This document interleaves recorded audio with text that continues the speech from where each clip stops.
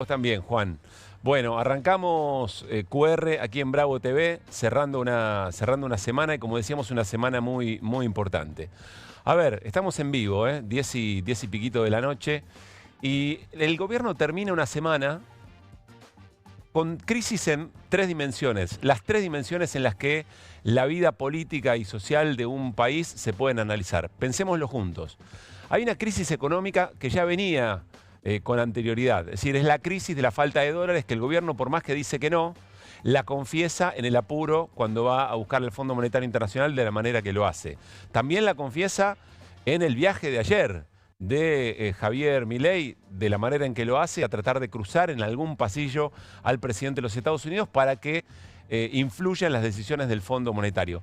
Esa es una crisis económica a lo que se suma la decisión de Trump y, como decíamos recién, el mundo que empieza a dar de nuevo, baraja y da de nuevo. ¿De qué manera cada país, con las cosas que produce y la manera que las vende en términos globales, se va a reacomodar? ¿Y cómo pega eso en la Argentina? En una Argentina que está prácticamente desnuda de regulaciones que protejan efectivamente su industria. Ahí tenemos la crisis económica. Hay una crisis política muy fuerte del gobierno. La crisis política se manifiesta en las últimas horas en dos cosas. Primero, en lo que recién decíamos, es decir, da la sensación que la salud del propio gobierno y sus políticas dependía de si Milei se tomaba un avión hacia Estados Unidos y si podía cruzarlo a Trump. Y eventualmente, según las propias versiones que se dan en el gobierno, todo falló porque un motor del helicóptero del presidente de Estados Unidos no anduvo bien y eso demoró a Trump. Yo creo que no hay mejor manera de contar una crisis política o una debilidad política de un gobierno que efectivamente dependa de la suerte del motor de un helicóptero de otro presidente. Y el otro elemento muy importante en las últimas horas que evidencia una crisis política es la derrota ayer en el Congreso, en el Senado más precisamente, de los pliegos, o el rechazo de los pliegos del hijo y de García Marcilla. ¿Por qué? Porque se da una escena que no se había dado hasta acá, que es que Mauricio Macri, el macrismo, el PRO, o cualquiera de las cosas que eso signifiquen en este momento, le dieron quórum y le votaron en contra por goleada. Los ministros de la Corte necesitaban 2/3 de los votos para ser aprobados. Tuvieron 2/3 de rechazo. Y eso al gobierno lo pone en una crisis política, porque todo lo que le funcionaba en el Congreso ya no le funciona más. O por lo menos, exageré, no le funcionó en esta vuelta, que era una vuelta importante. Ministros de la Corte. ¿Qué va a pasar en las próximas semanas? El martes hay un test muy importante, una sesión especial. Una sesión pedida con la firma de integrantes que nunca habían firmado juntos para pedir una sesión. Nunca lo habían hecho antes. El PRO, el radicalismo, perdón, el PRO no, el radicalismo, Encuentro Federal de Pichetto, el socialismo dentro de Encuentro Federal, la coalición cívica, Unión por la Patria. Es decir, algo se quebró, algo que le venía saliendo muy bien políticamente al gobierno, ostentar que con solamente un puñado de senadores podía sacar igual leyes, no le funcionó. Crisis política. Y después tenemos la crisis institucional. Todo lo que ocurrió alrededor de los jueces de la Corte y sobre todo el pliego de García Mancilla, que firmó detrás de un biombo a las apuradas, sin cumplir con los requisitos, el fracaso de todo eso, una Corte que hay que ver qué ocurre. Si se queda García Mancilla es crisis institucional en la Corte, porque está deslegitimado por completo. Y si se va también, porque es una Corte de 3. ¿Qué es lo que va a ocurrir en ese sentido? Veremos. Entonces tenemos crisis en 3 dimensiones. Y una pregunta muy importante hacia lo inmediato. ¿De qué manera va a responder el gobierno a esta crisis? Una situación en la que nunca estuvo. Con un presidente con las características que tiene por ser un outsider, es decir, su mayor virtud para ganar las elecciones fue no ser político o venir de afuera de la política. Es decir, que todas las herramientas que tiene un dirigente político para llegar a ese lugar, Milei no las tiene. Él responde de otra manera, con sus maneras muy estrambóticas de tomar decisiones. Grafiquémoslo de una manera. Frente a la presión de una crisis de estas características, que no necesariamente es terminal, ojo, no estoy diciendo eso, pero una crisis que este presidente nunca tuvo, ¿cómo va a reaccionar si cuando da una nota en televisión alguien le tose y se pone loco? Es una pregunta interesante. ¿Cómo va a responder Milei frente a este escenario que es nuevo? Que es evidentemente un punto de inflexión construido desde el caso Libra hasta, uno podría decir, la noche de ayer en Estados Unidos. Esa vuelta loca al mundo para tratar de conseguir una foto. Y otra pregunta más que también nos vamos a tratar de contestar hoy, o por lo menos afinar la pregunta en QR. ¿Qué requiere este momento político de crisis del gobierno de la oposición? ¿Está la oposición a la altura de este momento para ofrecerle a la política una contención o a la crisis una contención? Porque cuando hay crisis y todo se desbarranca, quienes peor la pasan son los mismos de siempre. Las cadenas más débiles de nuestra sociedad. Nadie quiere y nadie celebra una crisis o que todo se vaya por la barranca. Entonces la política tiene que estar a la altura. ¿Está a la altura? ¿Y qué necesita la ciudadanía de la política frente a momentos en que otra vez algo externo parece amenazar nuestra vida cotidiana? Tan cerca la pandemia. Para hablar de estas últimas dos cosas, tendremos una mesa de sociólogos, Nahuel Sosa y el Beto Quevedo, para preguntarnos por la política y por las reacciones del gobierno y de Milei frente a esta situación. Y para hablar de qué necesita la ciudadanía de la política, vamos a hablar con Santiago Levín, psiquiatra y presidente de la Asociación de Psiquiatras de América Latina. Programón en QR con Mauricio Caminos y con Guido Bambini, también para hablar de economía y de política en ese sentido. Arrancamos con las voces del día. Declarar persona no grata en el ámbito de la ciudad de Ushuaia al señor Javier Milei, presidente de la Nación. El que sí entiende de esto es Sturzenegger, que sabe muy bien que al desregular determinados mercados concentrados está asegurándole enormes negocios a corporaciones, a empresas. Es más una decisión personal. Yo nunca aceptaría ser designado por decreto. Ayer el ministro de la Corte, Lorenzetti, amenazando a la expresidenta de la Nación de que si nosotros votamos en contra del hijo, van a sacar rapidito el 280 para condenarla. Cristina lo que dijo es, si en la provincia se desdobla, yo voy a ser candidata a diputada provincial. A diputada provincial. Tuviste golpes parlamentarios como el que pasó hoy. Se juntó con el kirchnerismo para voltearle un decreto al presidente Milei. ¿Macri se juntó con el kirchnerismo? Sí, porque es la vendetta, ¿viste? Le salió el tanito, la vendetta total y absoluta. Acá no hay un bueno y una mala o una buena y un malo. Es mentira. Si los quieren hacer optar por un bando, los están cagando. Claro que el aguacate pues no se puede producir en Estados Unidos, ¿verdad? Pero hubiera sido más cara su venta en Estados Unidos y eso probablemente hubiera disminuido la cantidad de aguacate que se vende allá. Lo importante que es que muchos productos mexicanos sigan sin aranceles. ¿Nos puede contar qué premio va a recibir? No tengo en detalle, es un premio, digamos, que lo da una compañía, creo que se llama Algo Blue. Argentina va a avanzar para readecuar la normativa de manera que cumplamos los requerimientos de las propuestas de aranceles recíprocas elaboradas por el presidente Donald Trump. Estamos abriendo las importaciones de manera masiva, desprotegiendo la industria, poniendo en riesgo empleo. Estamos en el pasado, es un mundo que no existe más. El viaje a Estados Unidos fue ir a buscar una foto, suponer que Estados Unidos nos va a dar bolilla. Trump no tiene amigos, tiene socios y clientes. Muy bien, así las voces del día y prepárense porque hoy inauguramos sección.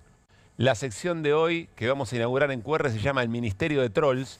Se los cuento porque mayoritariamente se han ocupado en estas horas de hostigar al expresidente Mauricio Macri y casi que estamos viendo un poco de eso con la reflexión de Patricia Bullrich, ¿no? Se juntó, ¿qué le pasó? Le salió el tanito de adentro.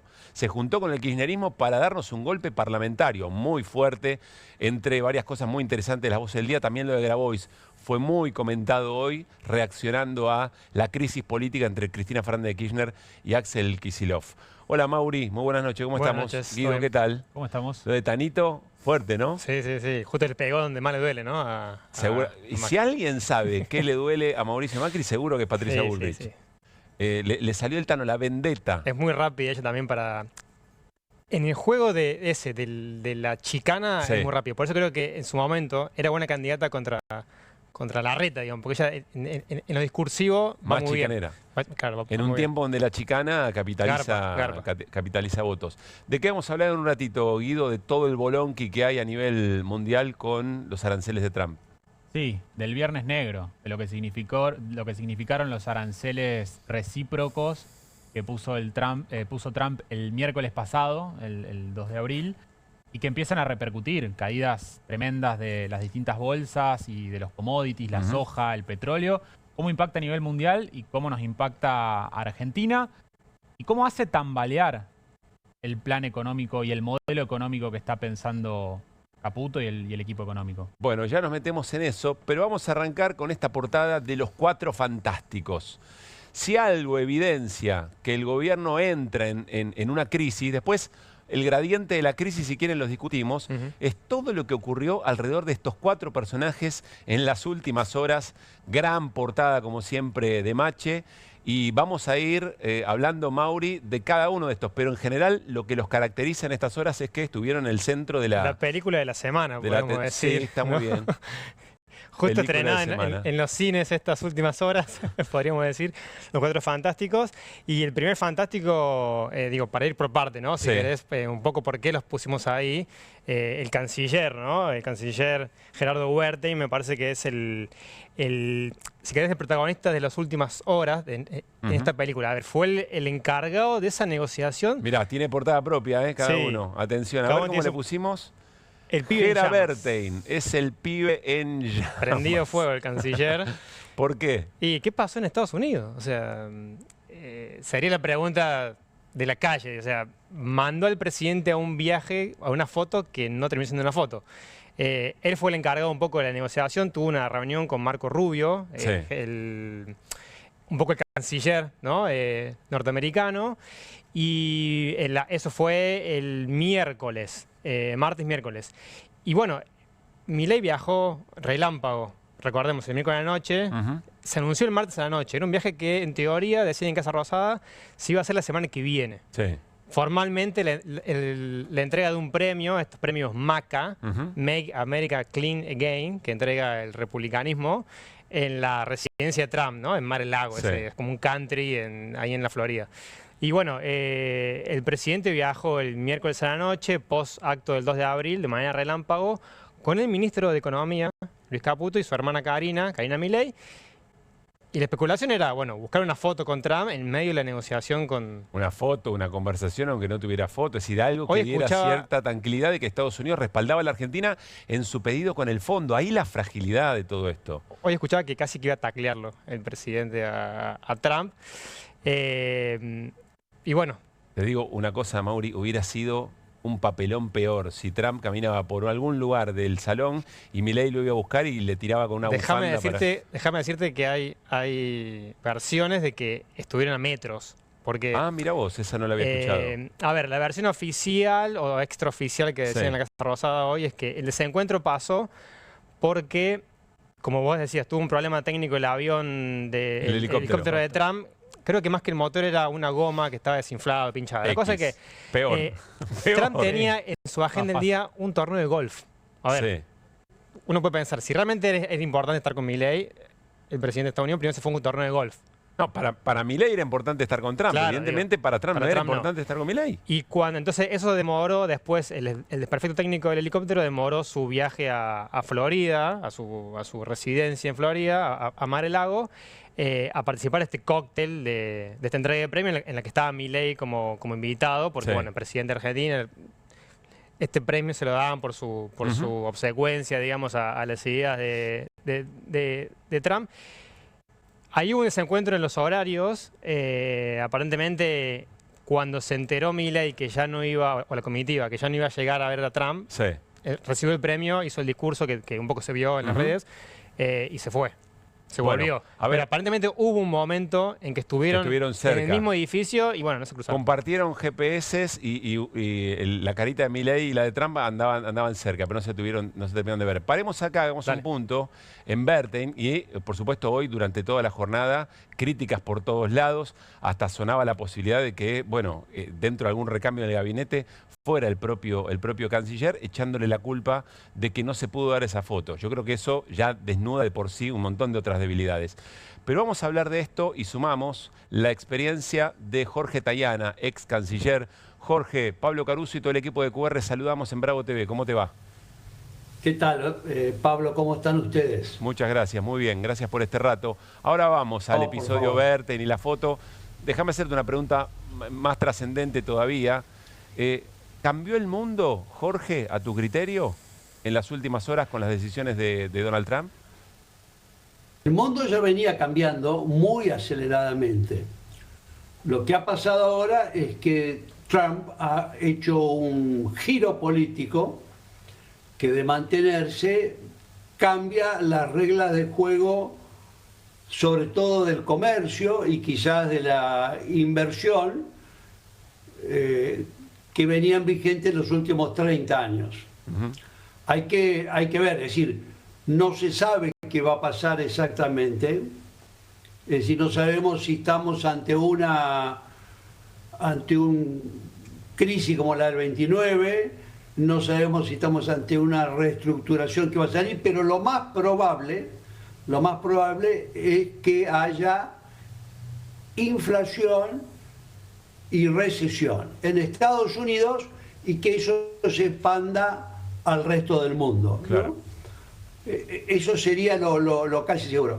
Por ejemplo, las tecnológicas, el Nasdaq, el índice tecnológico, ha perdido el 20% en los últimos días.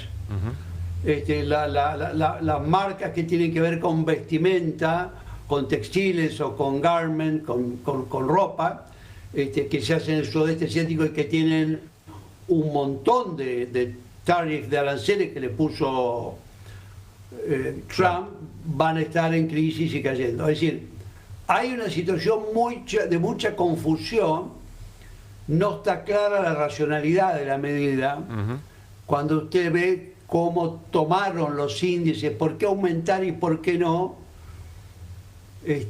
no está claro, por ejemplo, ni la importancia del país ni del comercio en varios casos. Claro. Ni tampoco la cercanía o lejanía política. Es decir, no parece haber habido una planificación muy detallada, parece más un salir al toro con algo de impacto. ¿Esto puede abrir la posibilidad de que sea una negociación? Es decir, que en los próximos días y antes de que se efectivice, Estados Unidos con alguno de los países negocie cosas que lo favorezcan. Bueno, puede ser, es una cosa que hace bastante Trump, ¿no? De atacar y después negociar.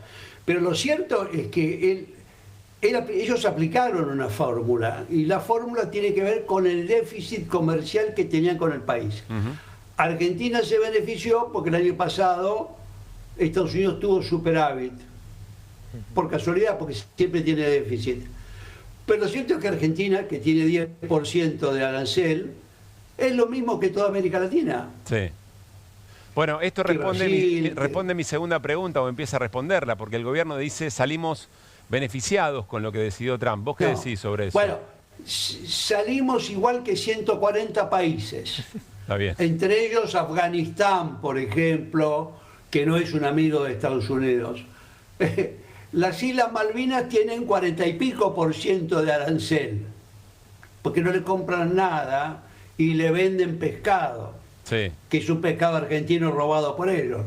Pero digamos, lo serio es Europa, 20% de arancel, China, 34%. Se nos congeló, me parece, la comunicación con Jorge de Tayana. A ver si la recuperamos, pero Guido, esto es un poco lo que contesta la posición del gobierno, que salió beneficiado como 140 países, dice Tayana. Sí, no, Argentina no salió beneficiado. Insistimos que es el arancel mínimo. El arancel lo calcularon con una fórmula que lo descubrió un tuitero. Fue así. La primicia la tuvo un tuitero y después la Casa Blanca... Que se dio cuenta cuál había sido la cuenta. Exactamente. La cuenta es el déficit comercial de Estados Unidos con el país, dividido, un cociente, sobre las importaciones de ese país a Estados Unidos, dividido 2. A Vietnam le daba cerca de 90%, le clavaron 45% de arancel a las importaciones. Totalmente arbitraria y sin importar esa cuenta. Cuestiones políticas, estrategia de geopolítica, o sea, solamente un número y chao. Una cuenta. Hay que recalcar que hoy entró en vigencia el 10% para el 10% mínimo para los países que tienen el mínimo. Está vigente ya desde antes un 25% para las importaciones de autos de cualquier lugar del mundo a Estados Unidos. Y también el 25% en aluminio y acero, que a Argentina le pega mucho. Nosotros exportamos con Aluarte, Ching, acero y aluminio a Estados Unidos. Esos son los que están vigentes hasta ahora. El 9 de abril, el miércoles, la semana que viene, el 9 de abril, entrarían en vigencia los aranceles calculados con la fórmula y la tablita que mostró Trump, Ahí está el que resto ahí de lo los podemos países, ver. ¿no? China 54%, India 26%, México 25%, igual que Canadá, Unión Europea 20%, Japón 24%, Vietnam 46%. Que ahí China, el cálculo que les da es 34%. China ya tiene hoy 20%, que en 2 tramos se lo puso Estados Unidos, en una primera instancia 10% y luego 10% por la razón, porque van inventando razones, por la razón de que en China se fabrican algunos insumos para la producción de fentanilo, que está atacando a algunas zonas de Estados Unidos y por eso le ponen ese 10%. Digo, van encontrando distintos argumentos para ir aplicando estos aranceles. Recordemos que China fue uno de los que hoy respondió y dijo, bueno, me pones 34%, yo pongo el mismo arancel, 34%. Me preparé toda la vida para esto, dice China. Digo, hace los últimos 4 años que se está preparando para esta guerra comercial. La verdad que tiene una espalda y está mejor parado que muchos de los otros países, de los socios comerciales que tiene Estados Unidos. A este punto es, Estados Unidos hace esto confesando debilidad, es decir, de una posición evidente de debilidad. Pero nos decía Guido Bambini, Viernes Negro. Ahora, por las placas que vamos a compartir a continuación y que pude ver en preproducción, es un viernes rojo en algún punto porque evidencia las caídas. Yo pensaba eso, venía pensando, mirá digo... Mirá lo que es eso. Es más rojo que negro, no sé por qué le decimos negro. Repasemos, antes de meternos en cada uno, tiene que ver, las siglas son las empresas a las que pertenecen las acciones y ¿por qué los tamaños distintos? Es la capitalización de mercado. O sea, cuánto dinero está metido en esa acción. Está en esas acciones. Ahora, ¿todo es rojo, Guido? Todo es rojo, sí. Los sectores más conservadores pueden ver algo de verde en healthcare, que es asistencia de salud, o algunas compañías de alimentos son las únicas que se salvaron. Pero sí, la bolsa americana y todas las bolsas del mundo tuvieron caídas que no se veían desde la pandemia. Este tipo de caídas. Tayana hablaba de que el Nasdaq cayó 20%. También cayeron los commodities y eso repercute muy fuertemente en Argentina. Cayó el precio del petróleo en los últimos 2 días un 14%. El precio de la soja también es decir, está en caída. Lo que revela esto, corregime Guido, es que todos creen que todas las empresas van a vender mucho menos y que van a hacer menos negocios. Que la cosa va a ir a recesión. Exactamente, sí, hay una perspectiva de que Estados Unidos es probable que entre en recesión. De hecho, ya el nowcast, como se dice, que es la proyección que hace la Reserva Federal de Atlanta, ya plantea para el primer trimestre de 2025, primer cuatrimestre de 2025, una caída del Producto Bruto Interno de Estados Unidos. Y no solamente, y lo marcaba el ex canciller, no es solamente una caída de la producción, un estancamiento, una recesión de Estados Unidos, sino también es nuevamente el fantasma de la inflación, ¿no? Que vuelvan a subir los precios en Estados Unidos, producto de que se encarecen muchos productos de venta en Estados Unidos. Y ahí tendrá que ver la Reserva Federal de Estados Unidos, que es como el Banco Central de Argentina, que prioriza si la actividad o la inflación. Hoy las tasas de Estados Unidos están altas, las tasas de interés de Estados Unidos están altas. Bueno, se encuentra en una disyuntiva. Si bajar las tasas para que se reactive un poco la economía en una futura recesión, o si entra al alza, digamos, la inflación, sostener ese nivel de tasas. De hecho, Trump hoy ya presionó a Jerome Powell, que es el presidente de la Reserva Federal, diciéndole es el momento para bajar las tasas. Tengo un anclaje local, justo que hablábamos sobre el viaje a Estados Unidos de Milei y este tema. En el discurso que dio el presidente ayer en esa entrega de premios, dijo que iba a adecuar las normas argentinas para sufrir un poco menos. O sea, en vez de criticar a Trump, porque digamos, a la Argentina, como dijo Guido, lo perjudica, dice, bueno, entendemos sus razones, no está en contra del libre comercio y de última nosotros nos adecuaremos. O sea, como nos corremos y ¿por qué gestualizas seguimos siendo así, amigos? Porque es lamentable. Es lamentable la situación que está del presidente. Digo, pasaron los aranceles del 1,2% al 10%. Ya hoy están vigentes. Y digo, él cree que es amigo de Trump, pero no pudo concretar una foto. Y la verdad que esta semana se reunió de forma informal el Fondo Monetario Internacional el miércoles.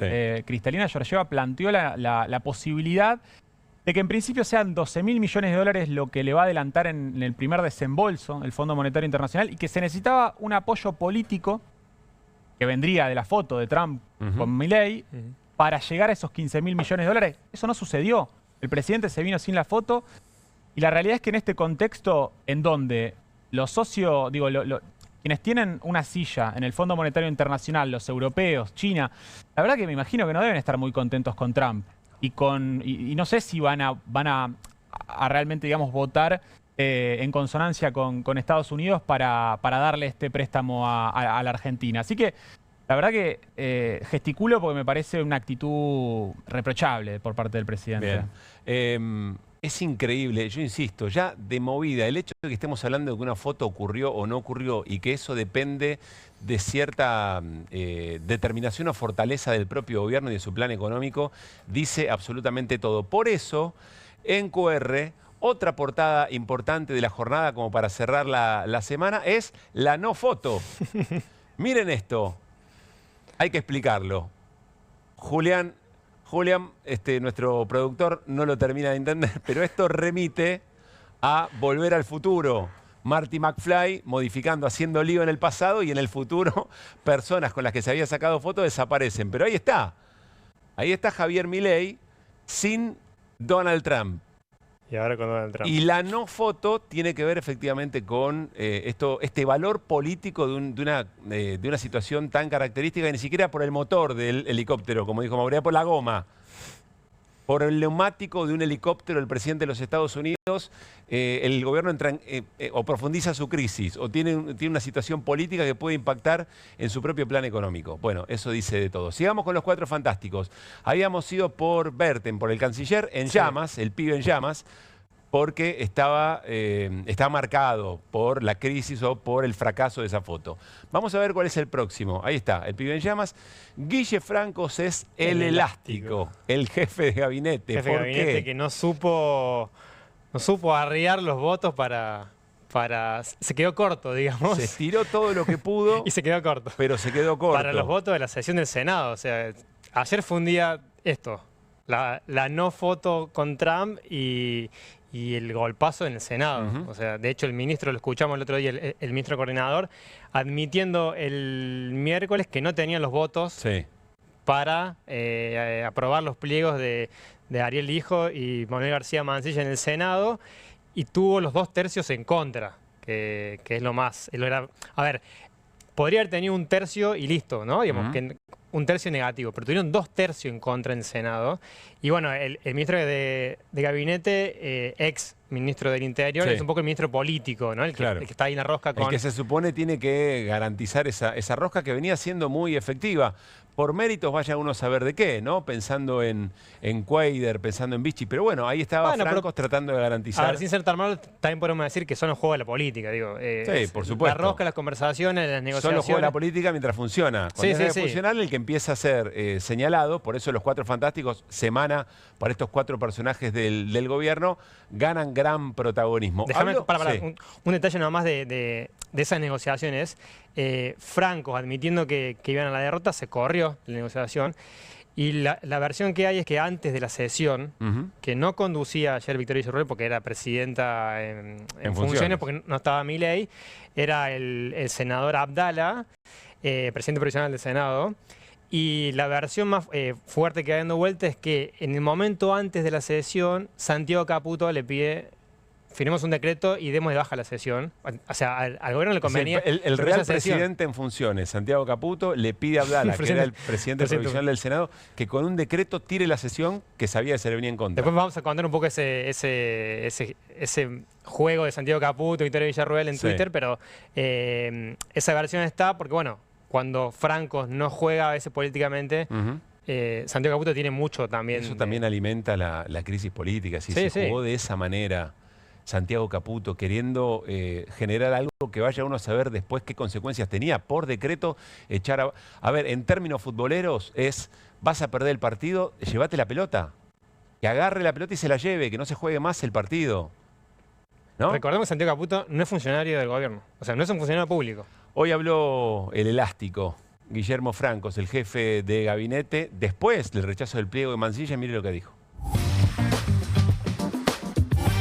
Cuando la Corte le toma juramento al doctor García Mansilla, claramente analizó la constitucionalidad del acto y le toma juramento, con lo cual ha dicho claramente que el acto es perfectamente constitucional, ¿no? Para usted entonces García Mansilla debe formar parte de la Corte. Yo creo que él fue designado con el carácter que establece la Constitución hasta el día 30 de noviembre, con lo cual hasta ese día puede seguir siendo juez de la Corte Suprema en comisión. Bien, Guillermo Francos, el elástico. Vamos a ver con qué suerte sostiene estas convicciones. ¿Qué será de Francos si García Mansilla, como muchos dicen a esta hora, finalmente decide no continuar en la Corte por una enorme cantidad de motivos? También seguramente por un poco de amor propio. O ayer decía Martín Granowski, o por amor ajeno. Vamos a ver. Otra de las protagonistas de la jornada y que también está en nuestro recuadro de los Cuatro Fantásticos es Patricia Bullrich, que habló, ahí la tenemos, la que se va borrando, ya lo explica Mauri Caminos. Pato Bullrich es la que se va borrando. Era la invisible en el original, ¿se acuerdan? Pero bueno, se va borrando. Y que habló también en estas horas y acusó golpe palaciego, un golpe parlamentario, y lo involucró al propio expresidente Mauricio Macri. Miren.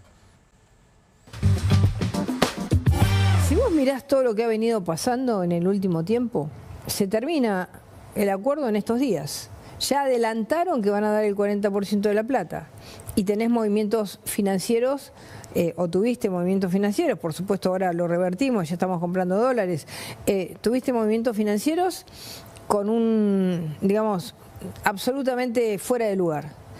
Tuviste intentos de tomarte la calle con una violencia inusitada. Tuviste golpes parlamentarios como el que pasó hoy. Nunca en la historia de la Argentina... Para, lo del hijo y García Mansilla es un golpe... Es un golpe parlamentario. Porque ¿Es un golpe parlamentario? Si vos y porque cuando el presidente manda los pliegos, hace más de un año, se podían haber tratado los pliegos y tiene que haber una razón para decirle que no a los pliegos que presenta el presidente. ¿Por qué? Porque quieren una partecita. ¿Qué quiere el kirchnerismo? Dame 3 jueces, dame 4 jueces. Bueno, este gobierno no tiene esa lógica, ¿no?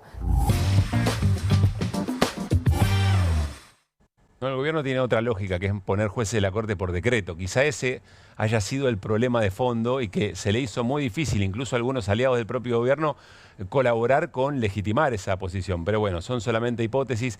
¿Por qué, Mauricio Caminos, Pato Bullrich es la que se va borrando? Bueno, es la ministra que siempre está un poco hablando, ¿no? Defendiendo al presidente como una espada, pero está atravesada estos días por rumores también. A ver. Cuando uno habla al lado de ella te dicen son operetas, sí, o operaciones, podemos decirle a la gente del otro lado de la pantalla. A ver, que era primero candidata a legisladora porteña, no fue, que sí, está por renunciar, bueno, ahí me niega. Ahí se borró, decís. Y después, a ver, en la... Perdón, aclaremos esto que acabas de decir. Es decir, los rumores que dicen que Patricia Bullrich sí, estaría cerca de la renuncia, lo dejo ahí. Y, formal, o a vos lo que te dicen es que todo eso es operación. Y gente muy cerca de ella, en la que sí, yo confío, digo, son fuentes habituales mías, me dicen que es una operación. Y bueno, como vos decís al principio, a ver, siempre las cuestiones de los rumores de renuncia, cambio evidente, están dando vuelta y ya que se me parece preciso en esta información, hasta que no pasan de eso, ¿no? Quedan en versiones y quedan en el aire. Pero es una funcionaria muy importante del gobierno que siempre está en el fleje, ¿no? Sí. Juega al fleje, ¿no? Juega al fleje ella también. Y otra cuestión importante, fue protagonista de la represión en la marcha, primera marcha del 12 de marzo de los jubilados. La de los hinchas defendiendo a los jubilados. La que terminó con Pablo Grillo herido. Sí. Y se borró, siguiendo la línea de nuestra portada, la marcha siguiente, cuando delegó prácticamente de vuelta en Santiago Caputo, un hombre que siempre está volviendo ese nombre acá en la mesa, que él en su oficina en la Casa Rosada recibió a Bullrich y al jefe de la CIDE para coordinar esa segunda marcha que tuvo el Congreso vallado y hubo espías de la CIDE ahí haciendo inteligencia. Ahora tiene un desafío nuevo el miércoles que viene. Recordemos que es una nueva marcha de jubilados apoyada por el CGT. No es una marcha cualquiera, esta de los jubilados, que el CGT hace el paro general el jueves, pero va a estar desde el miércoles al mediodía acompañando a los jubilados. Bueno, vamos a ver qué es lo que pasa y qué rol tiene ahí Patricia Bullrich en una escena muy compleja para el gobierno la próxima semana. Y vamos con el último fantástico, que es Toto Caputo, el cara de piedra. Este se entiende un poco, más. Está muy bien, está muy bien. No sé si necesita explicación, digamos, esto, pero el chiste se cuenta solo, podríamos decir, ¿no? Un chiste que se cuenta solo. Bueno, sí. el ministro de Economía que no sabemos en qué circunstancias están las negociaciones con el fondo. O sea, es eso que venimos contando y que viene contando también Guido y que Sí. a ver, la foto que ayer no fue foto, es un golpe para él en sus en las negociaciones con el fondo. Y él tuvo estos idas y vueltas en la última semana de decir, no puedo decir el monto. Contó que dijo el monto después que le autorizó Georgieva, la número 1 del fondo, que dijo 20.000. Después que el fondo no precisó esa cifra, que después el FMI dijo, sí, son 20.000, pero van a ser en un primer tramo el 40%. Bueno, Sí, está ahí. Todas esas idas y vueltas de Caputo. Pone la cara, digamos, la cara de piedra. A ver cuándo sale de vuelta ahora, uno puede esperar. Ahí hay un elemento, también hubo rumores respecto de la continuidad o no, de Caputo al frente del Ministerio de Economía, pero claro, alguien me decía, si vos sabés que en algún momento vas a tener que devaluar, el costo político lo tenés que pagar ahí, no tenés que pagar un doble costo político de un cambio de Ministro de Economía y después además una devaluación. Es como para pensarlo, ¿no? En ese sentido, vamos a ver cómo sigue la cosa. Bueno, ahí tenemos los 4 fantásticos. Hoy, cuando estábamos conversando sobre el sentido del programa de QR, después de una semana tan intensa, decíamos con la producción que sea una mesa amable para charlar, para discutir y tratar de alguna manera, sacar conclusiones de esta semana, que no fue cualquier semana, y ofrecerle también a nuestra audiencia esa posibilidad. Entonces se nos ocurrió invitar a Nahuel Sosa y a Alberto Quevedo, ambos sociólogos. Tenemos Noche de Sociólogos en QR, con un par de preguntas que nos van a guiar. Hola Nahuel. ¿Qué tal, Pablo? Hola Beto, ¿cómo estás? Pablo? Gracias por estar acá. Hay una primera pregunta que nos la hacíamos en el arranque, que es frente a un punto de inflexión, porque decíamos, el gobierno está en una crisis institucional por la Corte, política por el revés en el Congreso, económica, ni hace falta decirlo. ¿De qué manera va a reaccionar el gobierno y un personaje como Javier Milei, con las herramientas que tiene y las que ostenta, frente a una situación así? ¿Es una novedad esto para el propio Milei sobre cómo sobrellevar una situación, sabiendo que es una persona que si da una entrevista y alguien le tose, pierde un poco los estribos, Beto, ¿no? Sí. Me parece que es bastante imprevisible y Milei enfrenta algo que desconoce completamente, que es la negociación política, que es la complejidad del mundo en escenarios que él no le gusta transitar, que desconoce cómo funcionan. Toda esa discursividad sobre el economista Milei, en este territorio no tiene ningún peso eso, en su propia construcción estoy diciendo, ¿no? Y la otra cuestión es que Milei tiene una apuesta muy muy grande a su alianza incondicional con los Estados Unidos, que hoy, por los hechos, por lo que está ocurriendo, en realidad se le vuelve en contra. Él está exactamente en el camino inverso de lo que está haciendo Estados Unidos. Estados Unidos se cierra, da fin al periodo de la globalización, hace valer mucho su trabajo local, el mercado interno, es decir, hacer grande a Estados Unidos significa cerrarse frente al mundo. Y Milei abre la economía, hace una política contraria, que en un momento en el cual lo que van a sobrar en el mundo son mercaderías, productos manufacturados, incluso también commodities van a sobrar, y que él tiene una política económica donde Argentina es uno de los países con mayores aperturas. Eso me parece que lo descoloca frente a toda su discursividad. A ver, vos ¿no? decís, en el origen decís, Milei elige para su carrera política e incluso para su presidencia jugar en un territorio en el que perdió, en el que esta semana perdió. Eso es lo que desconocemos, no sabemos para dónde va a salir. No sabemos cuál va a ser su reacción. Y me preocupa incluso más, yo desde el punto de vista de la discursividad, yo imaginé en un momento que él podía decir, el mundo cambió. Lo está diciendo todo el mundo esto, ¿no? Lo dice Europa, lo dicen. El mundo cambió. Necesito revisar algunos de los principios con los que estoy trabajando. ¿Por qué? Porque soy pragmático. Si tiene la excusa para me interesa la Argentina y me interesa cómo vamos a vivir los argentinos, entonces voy a tomar otras medidas. Eso sería bastante razonable porque es un poco lo que el mundo también está haciendo. Claro. Digamos, China en este tablero no hizo ningún movimiento hasta que le pusieron el 34% y ahí dijo, bueno, yo replico con la misma jugada, ¿no? Peón 4 rey, peón 4 rey. Y esperamos, ¿no? La anticipación tampoco fue una característica. Todos estaban esperando a ver si Donald Trump se iba a animar a hacer lo que hizo.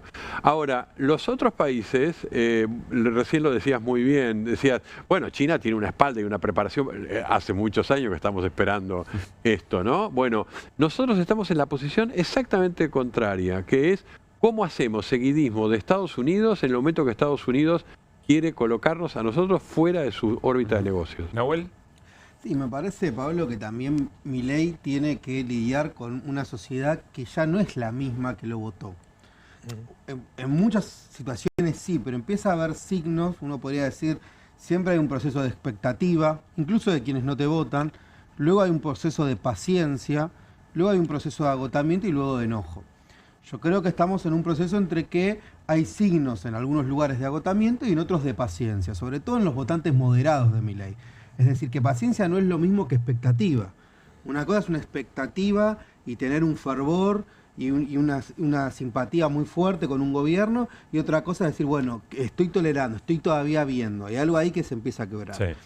Me parece también que ¿En qué momento se está de todo eso? Es difícil precisar. Es difícil precisarlo, pero si uno puede decir, por Focus o por algunas encuestas, que sobre todo en el votante moderado de Milei, lo que tuvo que ver con el caso de la criptoestafa y el Libra son esos casos que te van por goteo, pero que a veces lastiman más que esos casos que son abruptos y una imagen puede bajar de repente, pero después a los 2 o 3 meses se vuelve a recomponer, ¿no? Porque ahí se pierde como cierta confianza en la cual lo que deja de estar era esa idea de es exactamente lo que yo voté, ¿no? Entonces empieza a haber una idea de, bueno, lo banco porque prefiero, pero ya cambia el tono de la conversación.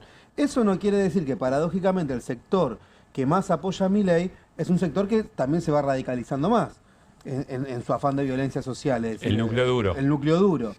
Y me parece que también acá hay una pregunta, para mí es interesante, y en un momento incluso con Beto habíamos hecho una investigación sobre juventudes y Milei, que para mí es gran parte de los jóvenes que votaron a Milei no votaron la agenda de derecha de Milei. Si una cosa es votar a Milei porque vos venías desilusionado del gobierno del Frente de Todos, porque venías de una pandemia que hasta el día de hoy, yo creo que es algo que es medio tabú muchas veces en los medios, pero todavía no tenemos dimensión de los impactos en el terreno político y subjetivo que generó la pandemia, y particularmente en los jóvenes, y que vos votes a Milei frente a esa desilusión. Y otra cosa es que te pase como puede pasar en el caso de juventudes de extrema derecha como AfD en Alemania o de Vox en España, que se construye una identidad política. Una cosa es un voto electoral, otra cosa es una identidad política. Y hay, sobre todo, hace poca analogía, saco una encuesta interesante, donde el 36% caracteriza como fascista al gobierno de Milei, y de ese 36%, el 39% se dan las mujeres jóvenes.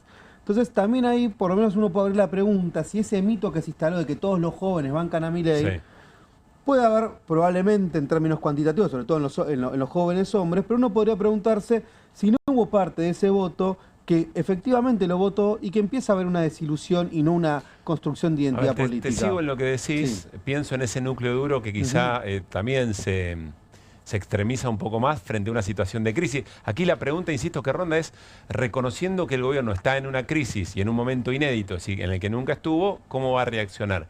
¿Vos crees que Milei podría ampararse en ese núcleo duro, en esa radicalización, para salir como viene saliendo de algunos problemas, es decir, hacia adelante y acelerando? Sí, lo que pasa es que en Milei se da un caso curioso que, a diferencia de lo que haría un político, si se quiere, más tradicional, que es construir eso en algún tipo de fuerza política, en algún tipo de partido, y pensarlo en 15, 20 años, como por ejemplo en su momento fue el PRO, ¿no? Y Mauricio Macri, gusto no, construyó una fuerza política. Pareciera que Milei, esa parte política hoy todavía no pareciera estar en sus aspiraciones, pareciera que él va a ir a quinta fondo, a matar o morir, y que si mañana no sale, uno no ve una construcción de candidatos a mediano o largo plazo, ¿no? Por parte del mileísmo. De hecho, ha sido muy expulsivo con los propios. Entonces, me parece que ahí hay una encerrona. Para mí lo que es preocupante de ese núcleo es que es un núcleo que efectivamente se ha corrido tan a la extrema derecha que va a haber que convivir muchos años con ese núcleo duro, y con un núcleo duro que no es lo mismo que podía ser en su momento el PRO, sino que es un núcleo duro en el cual la idea de violencia social está mucho más fuerte y el cuestionamiento al pacto democrático que podía haber en otros momentos. Beto, ahí voy, Mauri. No, solamente quería decir que, o sea, puede que Milei quizás se le agote, pero los mileístas o el mileísmo continúe, decís. Va a haber la extrema derecha como un fenómeno social que tiene sus particularidades criollas, que es decir, que se inscriben en una tradición antiperonista y una tradición muy ligada a la lógica civilización o barbarie, hoy planteada como ciudadanos de primera y ciudadanos de segunda, ciudadanos de bien. Siempre está esta idea presente de que hay que eliminar a un sector de la sociedad para que la Argentina sea un país normal. Hay una idea, pero hasta aunque sea eliminar simbólicamente, ¿no? Es decir, si no eliminamos al sector de los cuca, de los negros o los peronchos, Argentina no puede ser un país normal. Y esa idea, que no es que es nueva, lo que sí es nueva es la potencia que cobró. Claro. Yo creo que eso es algo que va a haber que lidiar en los próximos años, más allá de lo que los resultados electorales. Reitero una pregunta y después con lo que vos quieras de lo que escuchamos, Beto, es si esto que dice Nahuel le sirve a Milei para pensar que una actitud posible frente a esta crisis es acelerar. Bueno, en la naturaleza de Milei, desde que él se lanzó al ruedo político, fue solo acelerar. Hasta ahora con no... éxito, digo yo. Hasta el día de hoy con éxito, creo yo. Le fue bien, en general, digo. Llega al gobierno. En las investigaciones justamente que Nahuel decía y que hicimos, en ese núcleo joven, mucho más que ideología, una ideología política constituida con valores anti-woke o cosas por el estilo, como se dice ahora, antiprogresistas, digo, había en realidad un rechazo a lo pasado y una esperanza. Y sumo lo de la esperanza porque eso fue también algo que apareció bastante, que es, bueno, como estamos tan desilusionados de lo que fue la experiencia de Macri y de la de Alberto Fernández, en algún lugar la sociedad tiene que poner algo de la esperanza, en algún lugar. Y traigo esto porque eso que fue Milei en su momento, después lo tiene que sostener. Después lo que tiene que sostener, porque el pacto con ese electorado no es un pacto ideológico. Yo creo que ese núcleo duro de derecha que creció, nosotros hicimos una investigación con Nacho Ramírez sobre la autopercepción ideológica y ha crecido la autopercepción de gente que te contesta soy de derecha, ¿no? Que hace 10 años era 10-11% de los argentinos y ahora anda por el 30%. Es decir, creció, francamente creció. Pero bueno, anda por ese núcleo del 30. Vos para llegar al 56 de Milei tenés que sumar a mucha otra gente que tenía otras expectativas. Yo creo que entre esas expectativas estaba algo de esperanza de que iba a mejorar su situación económica, que iba a haber más trabajo. Que es decir, ese grupo no es tanto con arreglo a valores, sino con arreglo a fines. Con arreglo a fines, exactamente. Y me parece que acelerar ahora sin nada para ofrecer, me parece que es una estrategia que le va a costar. Yo creo que hoy Milei está desorientado, él está en un territorio que desconoce cómo manejarlo, creo que tiene desafíos que nunca enfrentó, creo que tiene un mundo que cambió y no está bien posicionado, y creo que además, por eso yo decía, ese Milei autoconstruido como el economista que es especialista en crecimiento con o sin dinero, la sociedad hoy eso lo empieza a tomar como un chiste. Que digamos. Cristina no casualmente lo resalta, ¿no? Vos que sos el especialista en crecimiento con o sin dinero. Estamos sin dinero, no hay plata. ¿Cuál es el crecimiento? No lo hay. Por eso pensé que una estrategia posible, discursiva, era echarle la culpa al mundo. Claro. Y decir, bueno... Bueno, puede ser que eso ocurra. Hay que ver las próximas Sin horas, embargo, ¿no? él ha dicho que esto él lo lee, él y sus adeptos lo leen como una oportunidad para la Argentina, como un tratado de libre comercio, llegaron a decir que la Argentina tenía, como un beneficio de la Argentina haber recibido solo el 10%. Ustedes recién explicaban, pero son 140 países los que lo recibieron. O sea, es casi por default que tenés el 10%. Y como un padrinazgo, él quería el padrinazgo político de Donald Trump y de Estados Unidos. Todo eso no lo tiene. Juega con pocas cartas. Entonces me parece que está en un lugar, un territorio muy incierto para él. Sí, dale, Nahuel. No, capaz sumarle a eso dos cuestiones. La primera, que me parece que Milei basó gran parte de su narrativa en la idea del sacrificio, ¿no? Es una idea medio de hay que estar mal para estar bien, que es una idea muy potente, hasta religiosa, ¿no? El tema es que cuando eso no se cumple y venís estando mal y no empezás a estar bien, El gran problema es que el gobierno lo más probable es que radicalice para echarle la culpa a otro, porque si no sería asumir como el caso contrario sería que el votante se sienta estafado, una nueva estafa más. Y me parece que hay un segundo punto que es las élites en nuestro país son depredadoras, es decir, por lo general no suelen tener proyectos a largo plazo. Y eso es un problema para Milei, porque Si es quieren la sacar la famosa mayor decir, utilidad lo más en un rápido que se momento es hagamos el mayor negocio posible, seamos depredadores, en un momento Milei puede servir para esto. Ahora, ¿por qué Milei se encarga tanto en un discurso represivo? Yo creo que en parte para mostrar al FMI, yo estoy dispuesto a hacer cualquier cosa por disciplinamiento social a cambio de que me den los dólares. Es como que se sobregira en el discurso y en la represión en concreto, Sí, claro. ¿no? Lo de Pablo Grillo. Pero quiero decir, ese sobregiro, que por ejemplo vos no lo veías con el menemismo, incluso con De la Rúa, es decir, el sobregiro narrativo, eso llegó a lo último. Incluso la idea que plantea el gobierno de que le podían hacer un golpe de Estado, que es una idea preocupante, porque eso, algunos funcionarios de segunda línea deslizaron la idea de que había conmoción interna y por lo tanto podían declarar un estado de sitio. Me parece que eso va un poco de la mano de mostrar que es necesario ese disciplinamiento porque caso contrario perdería gran parte de su capital político. Pero, Nahuel, estoy 100% de acuerdo con eso, pero le sumo que dentro de su narrativa y de la construcción de su capital político, él dijo tipo de cambio fijo, bajo la tasa de inflación y entonces ahí están mis logros. Ahora sumó uno, que es bajó la pobreza. No importa, sin discutirlo técnicamente, que es bastante insostenible, no importa, pero son sus discursos. En este mundo, en este contexto local, no solo regional y internacional, local, él está muy frágil para sostener tipo de cambio fijo y tasa de inflación baja. Está muy, muy frágil para a punto de romper lo que es su gran contrato con la sociedad, que es yo vine a garantizarles eso y acá se los doy. A meses de la elección parece difícil que él llegue a octubre con esas dos variables en estas condiciones. Sumo un punto justo que hablan de narrativa. ¿Cómo ven eso de no sé, la pelea anti-woke? O sea, como no hay resultado económico, son como una máquina, una fábrica de humo permanentemente. O sea, ¿qué miran de eso? Y ¿cuándo se agota? Porque en algún momento la gente dice, bueno, basta de esa pelea anti-woke, basta de todo el discurso derechoso y, no sé, dame resultado económico. Sí, yo creo que obviamente que hay una mirada ideológica de Milei, que a reconocerle que en eso ha tenido coherencia siempre en su agenda anti-woke. A veces le puede subir más el volumen, a veces menos, pero me parece que eso lo es. Eso lo es, sí, genuinamente. Lo que sí creo, capaz que hay algo que vos decís, que respecto al cansancio de la sociedad, que también hay que tener en cuenta que esto de que el votante de Milei, como tampoco lo es el votante en su momento del kirchnerismo, de otras opciones, son votantes contradictorios. Es decir, a veces uno tiende a pensar en como que si fuesen bloques hegemónicos, homogéneos, compactos, que le dan un cheque en blanco al líder. Y puede haber, obviamente, un porcentaje que sí, pero después hay otros votantes que hay que ver qué variable puede influenciar más, que puede ser el bolsillo, puede ser la expectativa, o puede ser cómo se apela a la emoción. Por ejemplo, en el 2017 Macri, cuando gana, vos hacías preguntas y gran parte de los votantes te reconocía que estaba mal económicamente, pero tenía la expectativa que iba a estar mejor. Entonces ahí primó la expectativa versus la realidad material. El problema es que yo veo que Milei hoy no sé si puede garantizar esa expectativa de que se va a estar mejor.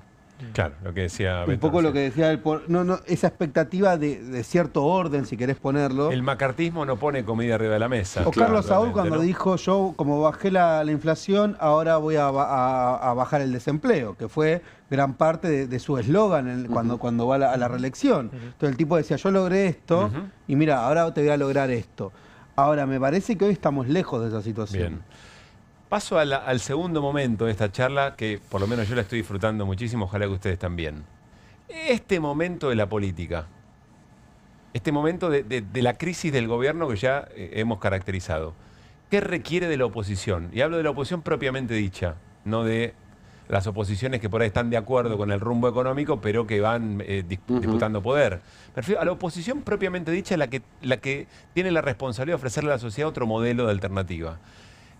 ¿Qué se le pide? ¿Qué le pide este momento de esa crisis del gobierno a ese sector? A mí me parece que, a ver, hablemos del peronismo, que es un territorio muy heterogéneo y hoy muy fragmentado. Me parece que la sociedad lo que mira es un mundo también de mucho conflicto y de muy poca inteligibilidad de ese conflicto. Voy a decirlo mal y pronto, nadie entiende por qué el peronismo se está peleando como se está peleando. Y sobre todo, dentro del ámbito del kirchnerismo, que no es todo el peronismo, pero es la parte central, diría yo, nadie entiende el conflicto que está ocurriendo hoy entre Cristina Kirchner y Axel Kicillof. Y cuando digo nadie, sobre todo digo su base, su propia base. Los dirigentes sí, por supuesto, tienen las explicaciones, pero hay ahí una disputa que mal emplazada en tiempo y lugar. ¿Por qué digo mal emplazada? Porque este no es el momento para pelearse, uno podría pensar, es el momento para dejar que justamente las debilidades de Milei se pongan en evidencia y ofrecerse como una alternativa a la sociedad. Las sociedades no cambian de preferencias si no hay algo que vean sólido, deseable, con sueños, con un modelo que los convoca. Milei ofreció todo eso cuando fue electo en el 2023 presidente, porque ofreció incluso violencia, la motosierra. Sí, pero tenía un proyecto. Dijo, yo vengo a por esto, ¿no? Hoy la sociedad no percibe que ese peronismo esté diciendo, yo traigo como alternativa tal cosa. Entonces, pueden estar muy desencantados con Milei, pero ven que la oposición, más que construir el futuro, están disputando este presente para ver quién es el que manda dentro de ese territorio. Y eso me parece que se vuelve más complejo todavía cuando en el caso del conflicto entre Cristina Kirchner y Axel Kicillof es tan complejo esa pelea, es tan peronista, diría, porque es una pelea por liderazgos, por quién manda, etcétera, que es difícil encontrarle una narrativa al conflicto. Y lo puedo decir de otra manera. Axel Kicillof tuvo un discurso para mí muy bueno en el Teatro Argentino de La Plata, yo lo escuché íntegro, no se entendió el único momento que estábamos todos esperando, que es qué te pasa con Cristina Kirchner. Cristina Kirchner le hace tweets, cartas, Milei inventó un lenguaje para hablarle a Milei, tiene un caudal de votos, obviamente, que no es el que tuvo históricamente, pero tiene un caudal de votos muy importante y no puede explicar por qué está peleado con Axel Kicillof. No hay narrativa de este momento. Y eso me parece que es un tema que confunde mucho a votantes del peronismo por debajo y obstruye la construcción de cómo, luego de consolidado ese espacio, se amplía. Nahuel. Sí, me parece que, a ver, si yo tuviera que decir algunos dilemas que hoy veo en la oposición. El primero, creo que hay un sector que piensa que la salida a Milei es a través de el péndulo va a hacer que la sociedad busque un espacio más decente. Tarde o temprano, ¿no?, van a volver. Entonces va a buscar algo más moderado, más racional, entonces que de alguna manera el rol de la verdadera oposición es ir allanando el camino frente a eso.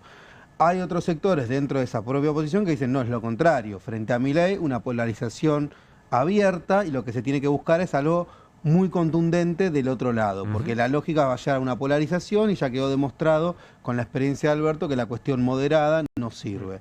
Y a veces subyace también otro dilema, yo creo que entre quienes ven que va a haber un estallido social, pero no porque lo alimenten o por el club del helicóptero, como muchas veces señala Condicional, por la propia dinámica de escasez de dólares, por los propios tropiezos del gobierno, entonces que se plantea que pueda haber un estallido, versus otras corrientes que a mí me parece un poco más interesante que plantean que más que un estallido estamos en presencia de una implosión social. Y la diferencia de un estallido es que en un estallido en última instancia hay demandas insatisfechas que se conjugan y dan vuelta a algún tipo de página. En cambio la implosión es más compleja porque la implosión es como diría el dicho, la procesión va por dentro. Es una sociedad que se empieza a implosionar a sí misma, que empieza en una fuerte guerra de pobres contra pobres, inquilinos contra propietarios, trabajadores en blanco contra trabajadores en negro. Y ahí en ese caos es muy distinto al caos de un estallido.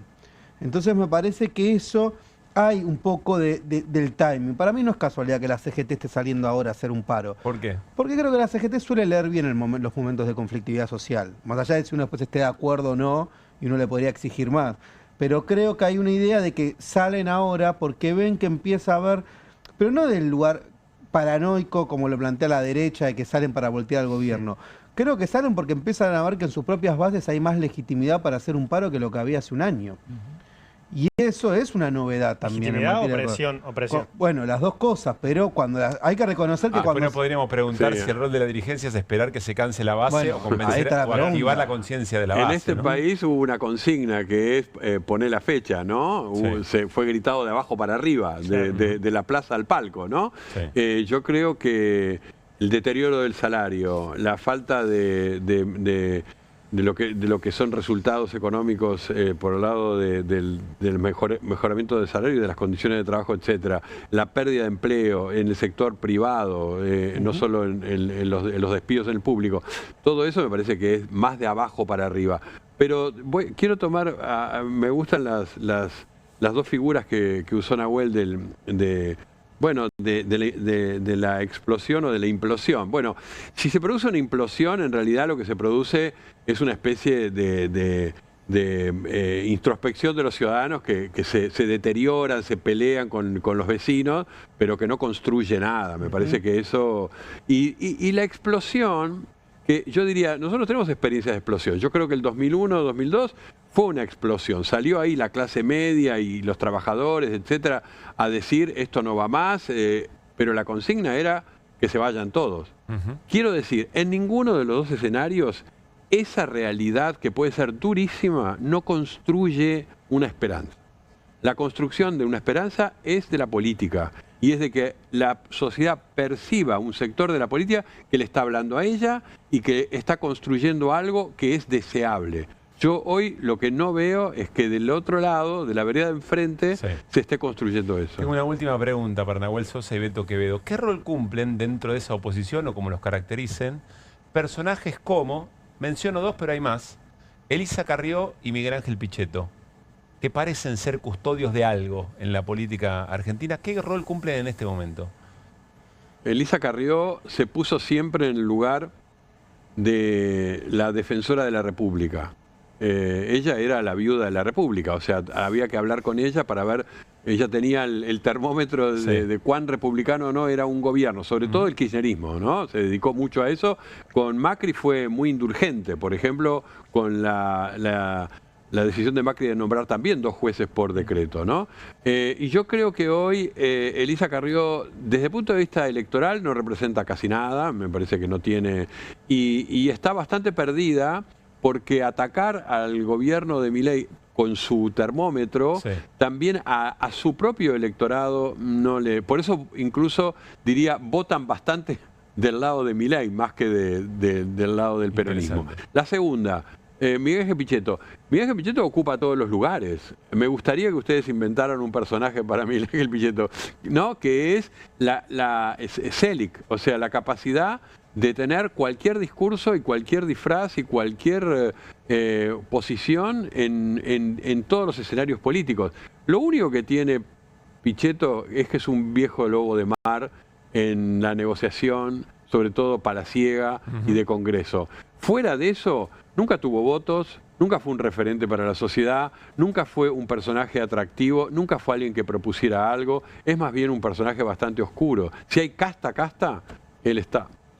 Cerramos, Nahuel. Bueno, cierro yo. No, a ver, me parece que de Elisa Carrió lo que hay es, si aumenta la conflictividad social y aumenta el conflicto, yo creo que va a ser un personaje que va a empezar a estar más presente y en esta idea de que ella es la defensora de la República, pero a su vez en sus últimas narrativas está muy con la idea de la paz y la religión, ¿no? Como, bueno, vengo a garantizar la paz frente al conflicto, ya no solo la República, sino que vengo a defender la paz, de que Milei no se extreme y que el kirchnerismo, la ve un poco en ese rol, ¿no? Sobre todo si se agudiza, que es muy probable que pase por la propia lógica económica, que se agudice la crisis social. Y me parece que en el caso de Miguel Ángel Pichetto hay 2 cuestiones. Por su propio decir, él siempre dice que son las circunstancias las que van moldeando lo que necesita el Estado argentino. Creo que en ese sentido, en la medida que las circunstancias vayan haciendo que el gobierno agote su capacidad política, irá probablemente siendo una persona que busque aglutinar un peronismo de centro, una nueva avenida del medio, y a partir de contener a esos sectores, volverse a parar frente a un nuevo escenario o a un nuevo gobierno que construya algún tipo de esperanza o alguna fuerza política que esté dispuesta a construir esperanza, como esa pata que es capaz de aglutinar a un sector moderado del peronismo del medio. Muy pocos votos, ¿no? Nahuel, Beto, quiero decirles que, más allá de que estemos de acuerdo o no, o la audiencia esté de acuerdo con ustedes o no, yo les agradezco que recuperen la estructura de comienzo, nudo y desenlace para las ideas, para debatir la política, para ayudarnos un poco a pensar, porque no abunda y creo que lo necesitamos y mucho. Así que gracias por haber venido. Gracias por invitarnos y ustedes también lo hacen, ¿eh? Bueno, lo intentamos por lo menos. Bueno, nos vamos a ir a una pausa. Les voy a contar después la historia de por qué a Santiago Levín, psiquiatra, es el presidente de la Asociación de Psiquiatría de América Latina. Lo llamé por teléfono un ratito antes del programa y le dije, vení un cacho antes. Me encantaría que escuches la charla con Nahuel Sosa y con Beto Quevedo, porque lo que le vamos a preguntar a Santiago Levín es, dijimos recién, bueno, ¿qué se necesita de la oposición? ¿Cómo va a responder Milei? Queremos preguntarle qué cree que necesita hoy la ciudadanía frente a este momento de crisis y una nueva amenaza que viene de afuera. Lo mencionaba Nahuel. La idea de una pandemia que viene a atacar, que nos pronostica una crisis. Bueno, no es una pandemia, es una decisión de Estados Unidos. Pero otra vez a la defensiva una sociedad que le están diciendo por todos lados en estas últimas horas que la cosa se va a poner bastante fulera. Y vamos a hablar también después de la tanda de persecución ideológica. El caso de Natalia Maderna, una colega que fue echada de Radio Nacional por participar en espacios donde, bueno, no se piensa, no se reflexiona igual que lo que hace el gobierno de Milei. Después de la tanda. Hay ideas simples y no tanto. Hay ideas que nos asombran siempre y hay otras que nos cambian para siempre. Hay ideas grandes y hay grandes ideas. Hay muchas ideas. Lo importante es que funcionen. Como Banco Credicop, el banco cooperativo ideado para que los sueños de los argentinos se hagan realidad. Hay otra idea de banco y funciona. Súmate. Banco Credicop Cooperativo, la banca solidaria.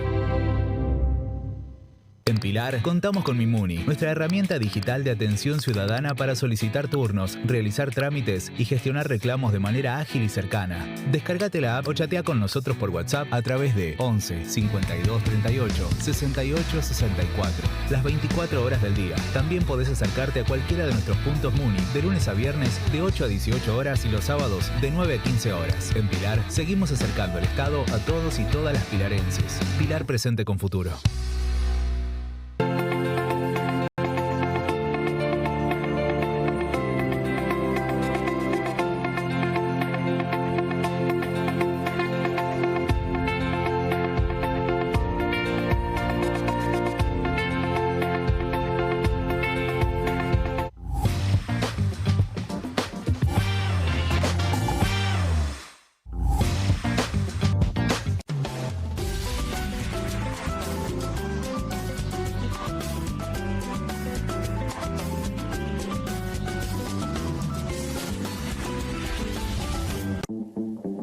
Llega la noche más picante de la televisión. Si atacan al periodismo, Perfil se pone bravo. Bravo TV. Periodismo, información y polémicas. Llegan 4 nuevos programas. Más de 50 periodistas, intelectuales, dirigentes y académicos que darán cada noche de qué hablar y pensar. Desde El Canil, lunes a viernes a las 18 horas. Una ronda de periodistas con secretos e información exclusiva. Soy Casta. De lunes a viernes a las 19 horas. Un programa diferente de mujeres, plural y picante. Conducido por Carmela Bárbaro. Comunistas. De lunes a viernes a las 20:30 horas. Una mesa de intelectuales analiza la realidad del país en profundidad. QR, de lunes a viernes a las 22 horas, con la conducción de Paulo Caruso y gran equipo. La síntesis del día para un público que valora el periodismo crítico. Bravo TV, lejos del poder, cerca de la gente. Con movimientos circulares. Tu rutina de skincare te debe traer muchos seguidores, pero este baño te los quita. Pero si yo ya limpié mi inodoro con Harpic. Sí, pero te falta el resto de las superficies. Necesitas el Harpic Baños. El rojo, que saca manchas difíciles, desinfecta y deja impecable tu baño. Para cualquier desafío que te dé el baño, nada mejor que Harpic. Nueva Saladix extra picante. Posta, picarán más que las otras.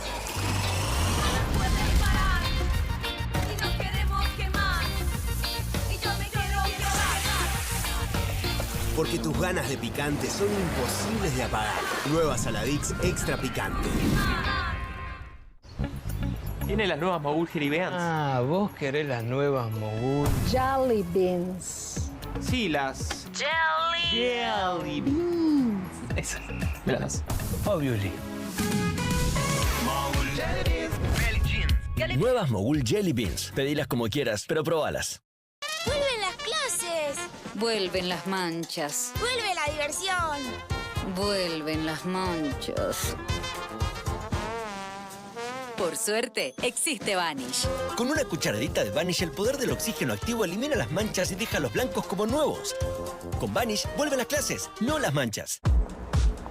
Qué bien me caen los que viven como si nadie los estuviese mirando. La que no se queda en el fueguito. ¿Ves como si nadie te estuviese mirando? Confía en tu frescura. Topline. Seguí la línea de tu frescura.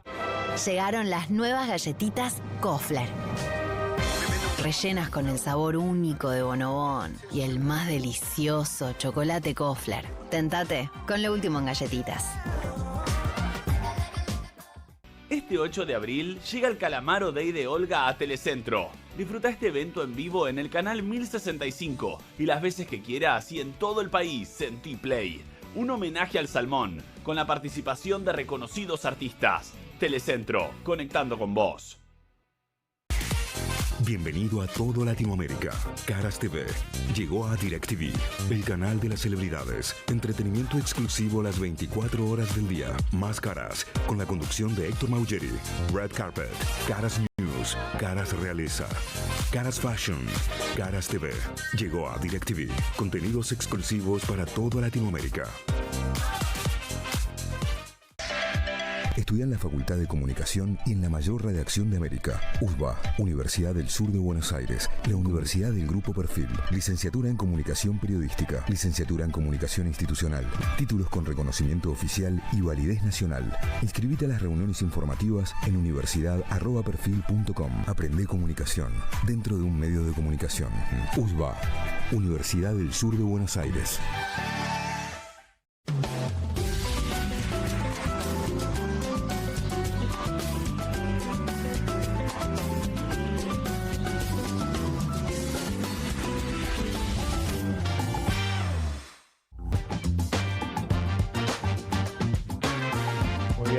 Bueno, muy bien, seguimos en QR en esta noche de viernes aquí en Bravo TV, en vivo, por supuesto. Nos pareció muy interesante la charla recién con Beto Quevedo, con Nahuel Sosa, y vamos a darle cierta continuidad a esa reflexión, pero desde otro abordaje, es decir, no ya tanto de la política, desde la psiquis del propio Javier Milei frente a un momento de crisis de su propio gobierno, sino tratar de interpretar qué es lo que está pasando entre nosotros y nosotras, ciudadanos y ciudadanas de a pie. Gente de a pie, diría Mario Weinfeld, y recién charlamos con Beto Quevedo cuánto lo extrañamos, al querido Mario.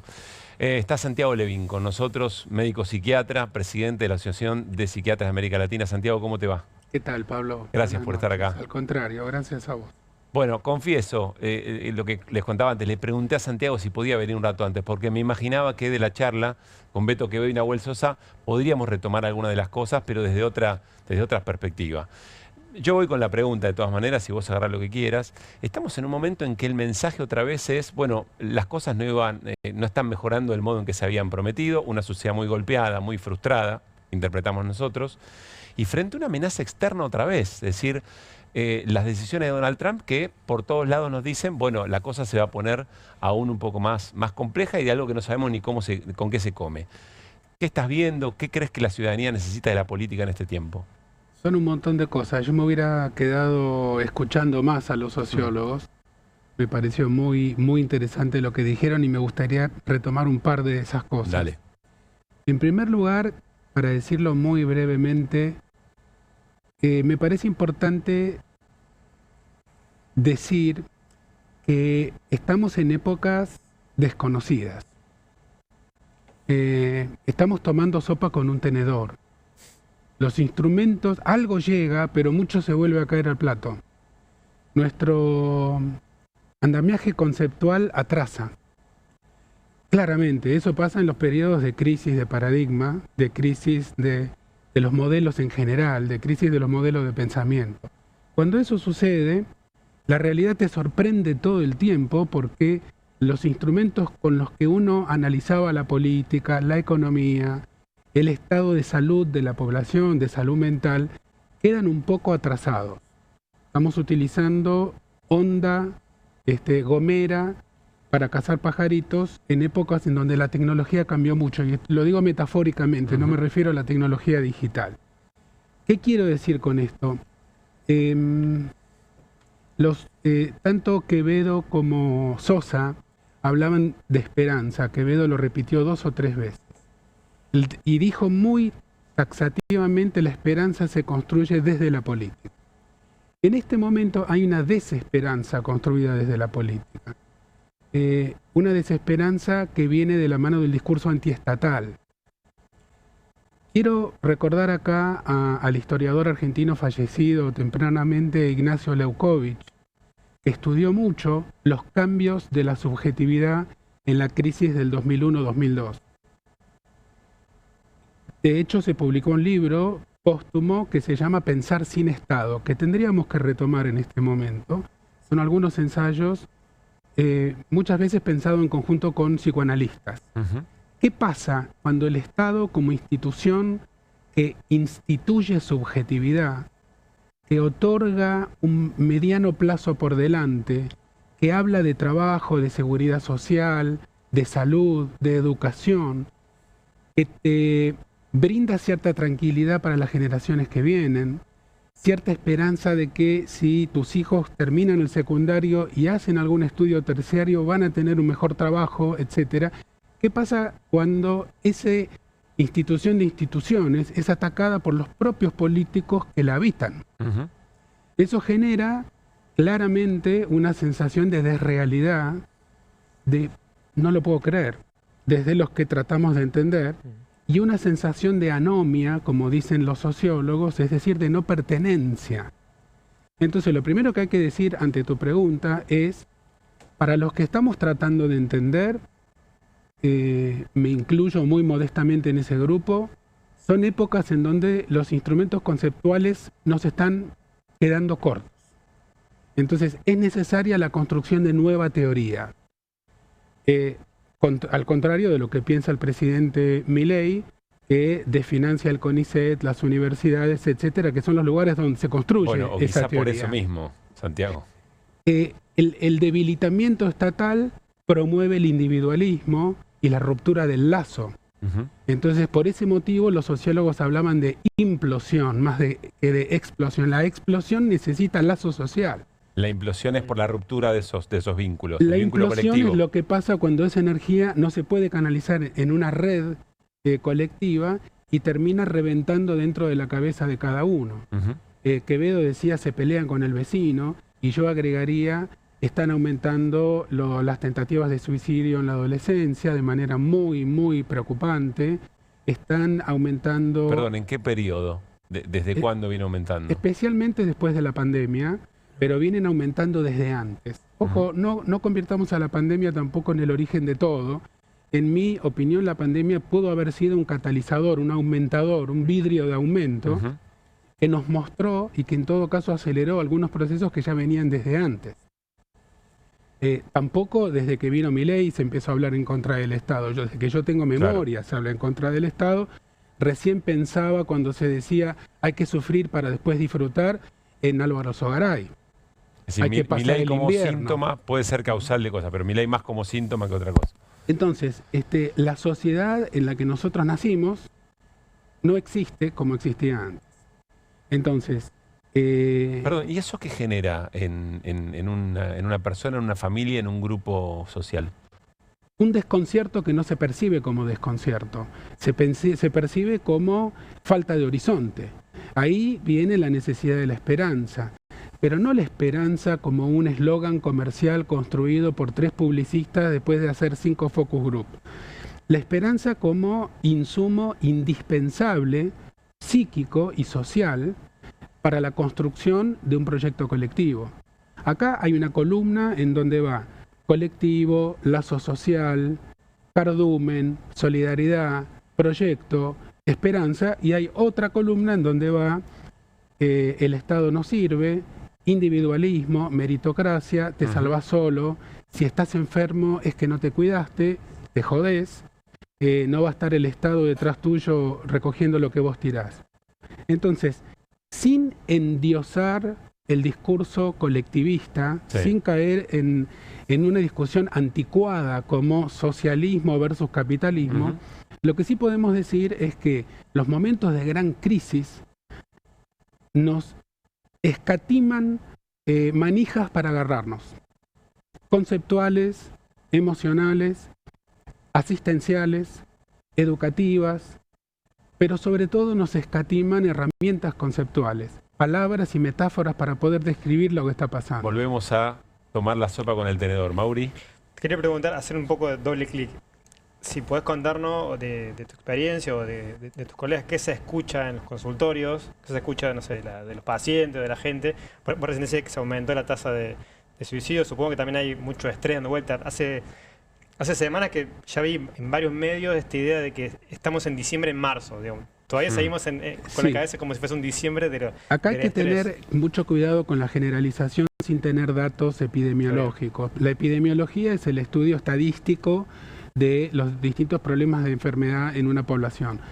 La epidemiología es el lujo de las naciones ricas. En los países donde no alcanza para llegar a fin de mes y donde se desfinancia la salud, no se invierte en epidemiología. Entonces, muchas veces terminamos diciendo lo que sucede en otros países que sí tienen números y tratamos de extrapolar, ahí siempre se comete un error. Y el peor de los errores que podemos cometer los médicos o cualquier personal de salud es decir, en mi consultorio veo que, porque eso no tiene una validez estadística. En todo el mundo están aumentando los suicidios en la pubertad y en la adolescencia. Para dentro de muy pocos años la Organización Mundial de la Salud prevé que la depresión va a ser la principal causa de enfermedad en el mundo. Dentro de muy pocos años, por encima de las enfermedades cardiovasculares, infecciosas, de los accidentes, la principal causa de enfermedad en el mundo, la depresión. ¿Qué puede significar eso? Habría que volver a traer a los sociólogos aquí, pero como mínimo podríamos decir que claramente hemos fallado como civilización en el diseño de un mundo donde entren todos y todas. Hay mucha gente que se queda afuera. Con el agregado... Vivir angustia. Vivir siempre angustió, porque lo que te espera al final de la vida ya todos sabemos qué es, y no queremos ni hablar de eso. Pero eso desde el punto de vista poético, filosófico, humano, aún en la mejor de las democracias más ideales, todos nos vamos a morir. A ver, vivir siempre lo saco de ese plano, pues está bien el reflejo. Habitar en la experiencia de vivir en este momento es una experiencia, no sé si traumática, pero... Es mucho más estresante, como decías vos recién. Los niveles han aumentado muchísimo, las consultas en salud mental, están desbordados los consultorios de salud mental, públicos y privados, los colegas no tienen turnos para dar, la demanda ha cambiado cualitativamente también, ya se pide cada vez menos un espacio de reflexión para ver quién soy y qué quiero, y más un espacio de contención. Guido tiene pregunta, pero quiero meterme ahí para que no se nos pase. ¿Qué pasa cuando un grupo social, una persona... frente a un discurso de individualista, de que todo lo que tenés va a ser en función de lo que vos puedas realizar? ¿Qué pasa cuando eso se frustra? Es decir, se echa la culpa, las sociedades, las comunidades se echan la culpa de no haber podido mejorar su calidad de vida. ¿Hay algo respecto a la autoestima? Las sociedades no. Es una buena pregunta. Yo solamente voy a poder responderla muy superficialmente. Lo que yo quiero decir, no lo dije para no meterme en términos técnicos, pero lo que ha cambiado es la subjetividad. Es decir, los modos como nos percibimos a nosotros mismos, los motivos por los cuales estamos en este mundo y los valores que nos hacen movernos en este mundo. Este cambio en la subjetividad, que tiene mucho que ver con el ataque a la institución estatal, porque la subjetividad se construye desde instituciones productoras de subjetividad, la educación, el himno nacional, el escudo, las Malvinas.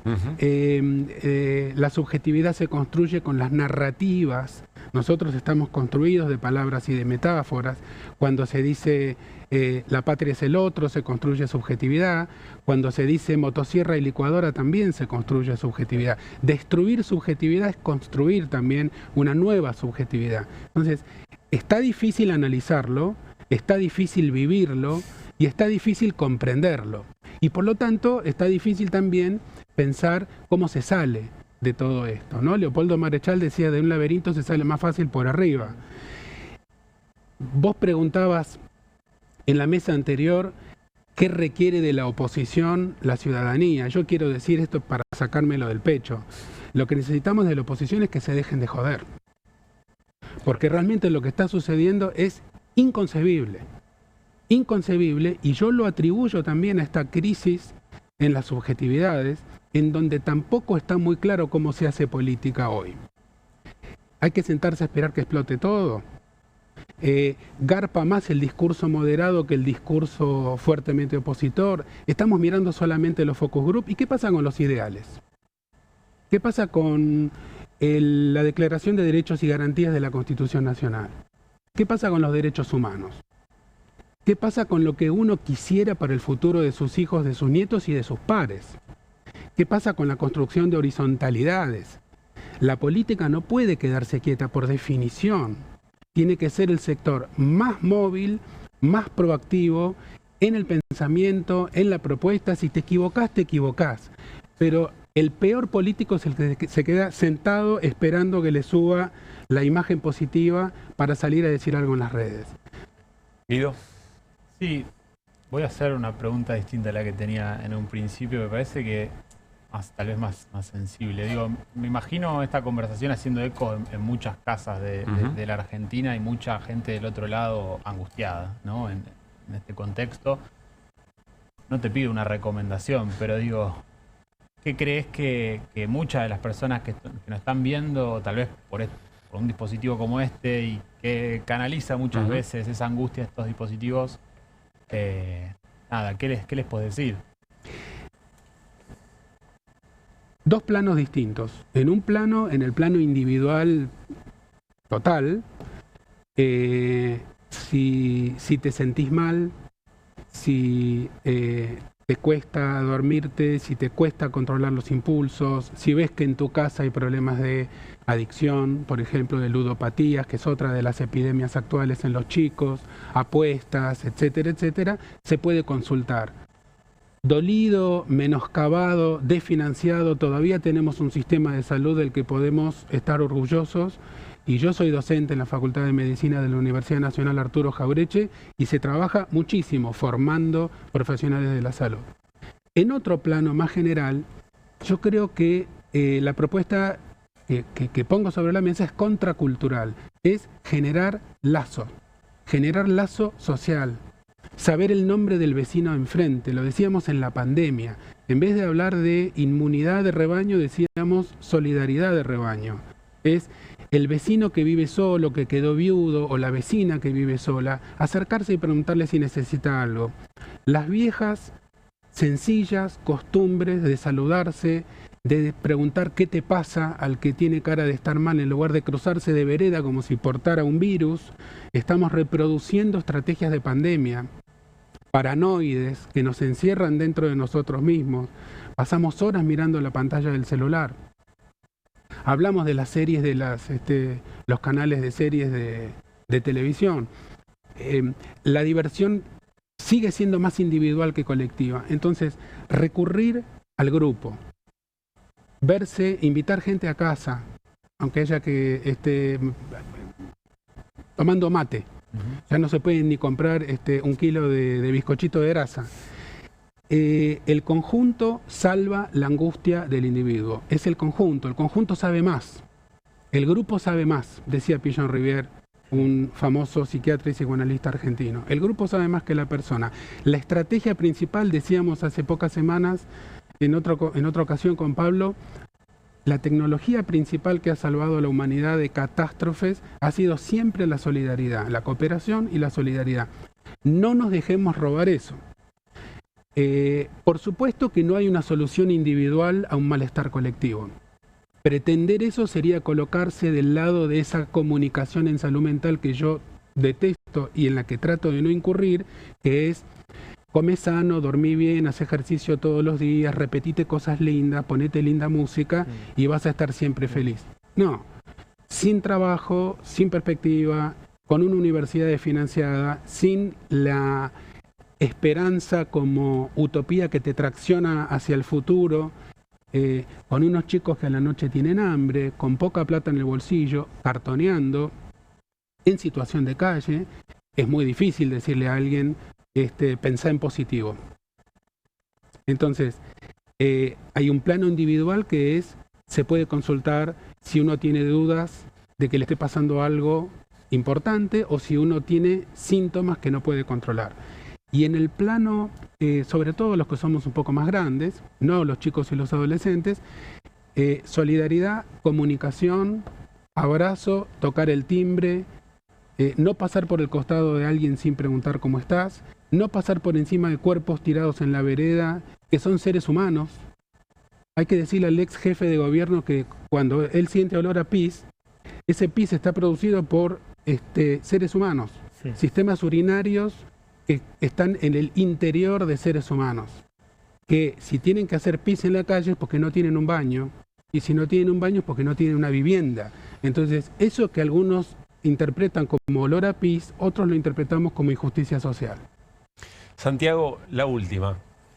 Pensá en 3 personas que a vos te parezca que tienen en su hacer posibilidad de hacernos algo mejor.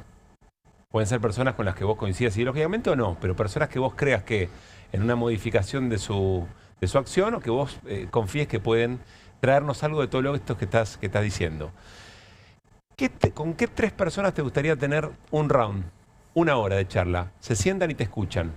O dialogan con vos. ¿Qué 3 personas? Dialogar, no, escucharme a mí no creo que sea muy productivo para cambiar estas cosas. Tiene que ser en colectivo. Honremos el diálogo, el vínculo. Qué buena pregunta.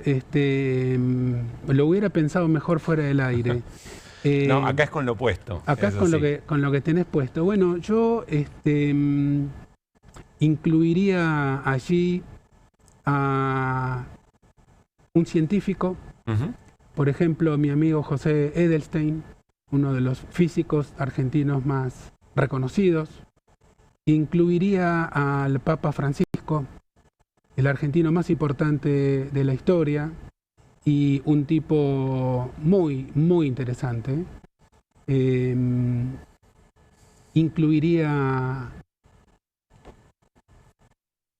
A mí me hubiera gustado mucho tener a Carmen Argibay, la ex ministra de la Corte Suprema, sentada en esa mesa también. Es decir, estamos hablando de personas que después de un diálogo te gustaría compartir algunas ideas y crees que eso podría generar alguna acción de ellos que nos hagan bien, que traiga bien común. Sí, por supuesto. Bien. Y me gustaría mucho ver una toma de coraje de la clase política que en este momento está en la oposición. El coraje también es el coraje de renovarse, de dejar que aparezcan nuevas caras, nuevas figuras, nuevos modos de hacer. Hay que saber entrar y hay que saber salir y hay que saber compartir. Hay un montón de gente, se me vienen ocurriendo gente vivos y gente que no están vivos. Lindo ejercicio, vamos a ver si... Para la próxima si lo hacemos segmento. Te lo pienso un poco mejor, porque estaba pensando que nosotros nos está faltando escuchar a los jóvenes también. Y que tendríamos que dejar, mientras lo decía, me decía a mí mismo, tenemos que dejar de pensar en luminarias que nos vengan a salvar. Tenemos que empezar a escucharnos más entre nosotros para ver qué surge. Santiago, gracias por haber venido. Gracias a vos, Pablo. Y que se repita. Gracias. Santiago Levín. Bueno, queríamos contarles en el programa situaciones de persecución ideológica muy graves en estos últimos días. Fabián Waldman, seguramente lo conocen si les interesa la política, porque es una persona que pone en bastantes apuros al vocero presidencial Manuel Adorni. No es el único, pero es el que se anima a repreguntar, que piensa mucho la manera en poner en aprietos a un portavoz, que en definitiva ese es el ejercicio interesante, invitar a la reflexión de alguien que está pensando algo a ver si lo piensa de otra manera o en todo caso confiesa algunas cosas. Fabián Waldman fue despedido de Diputados TV y se le ha negado, me contaba recién Mauricio Caminos, se le negó su acreditación en el Congreso Nacional. Tenemos el caso de Kaloyan Santos, conversamos con él hace poco. Kaloyan Santos es el reportero gráfico que obtuvo una imagen del cabo Guerrero clave para la reconstrucción de quién fue el responsable material, están los políticos, los ideológicos, el responsable material de la agresión a Pablo Grillo, que lo tuvo al borde de la muerte. Fue despedido de la Secretaría de Cultura, el único al que no le renovaron el contrato, después de 12 años. Y vamos a conversar, como les decíamos, con Natalia Maderna, colega, que trabaja o trabajaba en Radio Nacional, ahora le vamos a preguntar cuánto tiempo, y por participar en un canal de streaming de la provincia de Buenos Aires, Vibra, que se inauguró hace muy poco, por lo menos lo que hay que conjeturar es que esa es la razón por la cual un día le dijeron tu programa no va más, paso siguiente, despedida de Radio Nacional. Natalia, ¿cómo te va? Pablo Caruso y todo el equipo de QR, te saludamos. ¿Cómo estás? Natalia, ¿me escuchas bien? Bueno, vamos a ver si podemos recuperar el testimonio. Yo insisto, son situaciones de persecución ideológica clave de los últimos días. Uno podría hablar de persecución ideológica en muchos aspectos en el último tiempo, desde el gobierno, desde la asunción del propio Javier Milei, sobre todo pensando en trabajadores y trabajadoras del Estado. Pero estos casos en particular llaman mucho la atención porque afecta, entre otras cosas, la libertad de expresión. Raro en un gobierno que pondera la libertad individual, entre ellas la de expresión, un castigo de estas características, por lo menos contradictorio, pero muy grave como antecedentes, si es que no decimos nada, o por lo menos les contamos estas situaciones que están ocurriendo. Natalia, creo que ahora sí nos podemos escuchar mejor. Pablo Caruso en QR y todo el equipo, te saludamos. Hola Pablo, un beso al equipo también, ¿cómo están ustedes? Bien, bueno, te abrazamos, contanos un poco lo que pasó. El lunes a las 7 de la tarde aproximadamente me llega un mensaje de Pablo Vanente, quien es actualmente el director de Nacional Rock, de la FM de rock que tiene la radio pública, y el martes me citan a una reunión 5 minutos antes de mi programa. Hay una ¿te digo la dirección? ¿Te acompaño? A la cabeza, me dan a un programa a conducir desde marzo del 2024. Esta gestión. Y yo me ahí porque es esta gestión la misma que me dio el programa antes. Está un poco complicada la comunicación con Natalia Maderna. Vamos a ver si podemos retomarla. Es muy valiosa la palabra de Natalia, les pedimos disculpas. Pero insisto, estamos hablando de situaciones muy marcadas, muy concretas, seleccionadas, les diría yo. Es decir, poner gente en la mira porque piensan distinto o porque en su acción, en momentos en los que no están cumpliendo las funciones, en este caso en Nacional Rock, pero en el caso de Fabián Waldman, fuera de su trabajo en Diputados TV o en la acreditación en el Congreso Nacional, o Kaloyan Santos después, por fuera de su trabajo en la Secretaría de Cultura, toman estas represalias. Hacemos una tanda y seguimos, dale.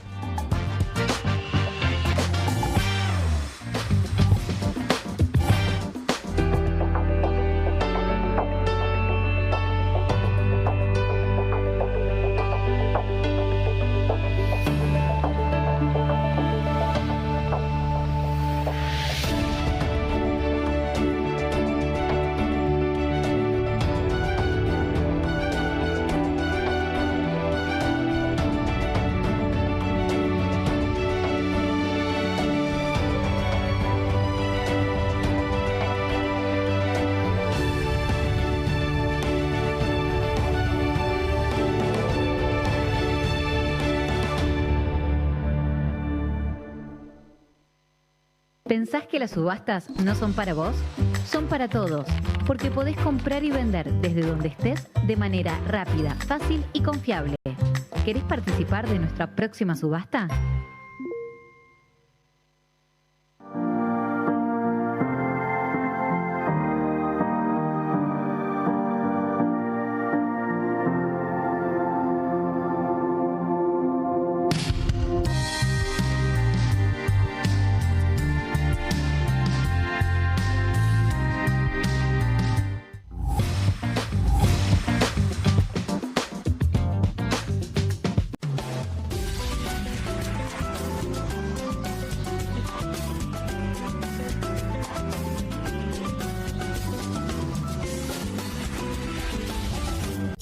Editorial Planeta presenta Fontevecchia vs. Milei, el nuevo libro de Jorge Fontevecchia.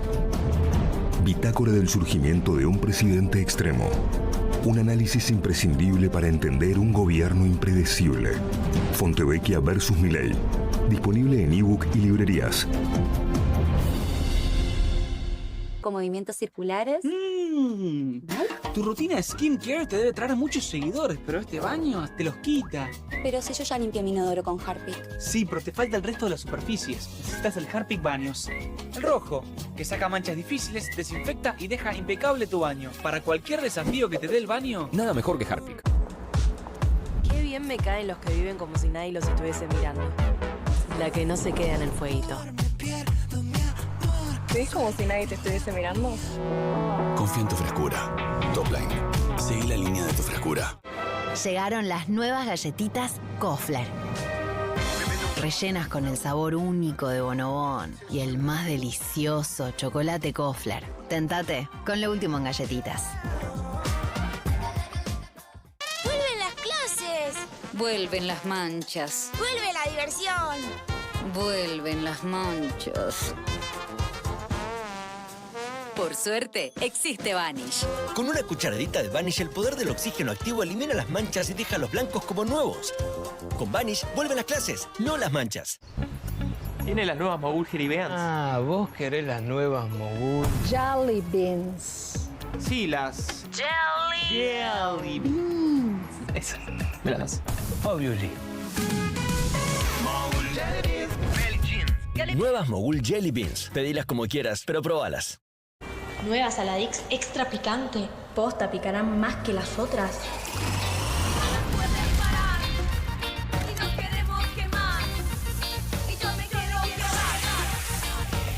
Porque tus ganas de picante son imposibles de apagar. Nueva Saladix extra picante. Este 8 de abril llega el Calamaro Day de Olga a Telecentro. Disfruta este evento en vivo en el canal 1065 y las veces que quieras y en todo el país sentí Play. Un homenaje al salmón con la participación de reconocidos artistas. Telecentro, conectando con vos. Bienvenido a todo Latinoamérica. Caras TV. Llegó a DirecTV, el canal de las celebridades. Entretenimiento exclusivo las 24 horas del día. Más Caras, con la conducción de Héctor Maugeri. Red Carpet, Caras News, Caras Realeza, Caras Fashion, Caras TV. Llegó a DirecTV. Contenidos exclusivos para toda Latinoamérica. Estudia en la Facultad de Comunicación y en la mayor redacción de América. USBA, Universidad del Sur de Buenos Aires. La Universidad del Grupo Perfil. Licenciatura en Comunicación Periodística. Licenciatura en Comunicación Institucional. Títulos con reconocimiento oficial y validez nacional. Inscribite a las reuniones informativas en universidad@perfil.com. Aprende comunicación dentro de un medio de comunicación. USBA, Universidad del Sur de Buenos Aires. Llega la noche más picante de la televisión. Si atacan al periodismo, Perfil se pone bravo. Bravo TV. Periodismo, información y polémicas. Llegan 4 nuevos programas. Más de 50 periodistas, intelectuales, dirigentes y académicos que darán cada noche de qué hablar y pensar. Desde El Canil, lunes a viernes a las 18 horas. Una ronda de periodistas con secretos e información exclusiva. Soy Casta. De lunes a viernes a las 19 horas. Un programa diferente de mujeres, plural y picante. Conducido por Carmela Bárbaro. Comunistas. De lunes a viernes a las 20:30 horas. Una mesa de intelectuales analiza la realidad del país en profundidad. QR, de lunes a viernes a las 22 horas, con la conducción de Paulo Caruso y gran equipo. La síntesis del día para un público que valora el periodismo crítico. Bravo TV, lejos del poder, cerca de la gente.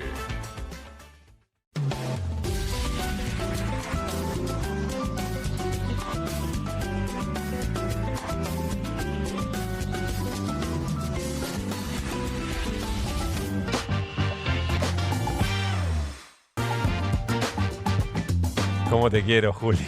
¿Cómo te quiero?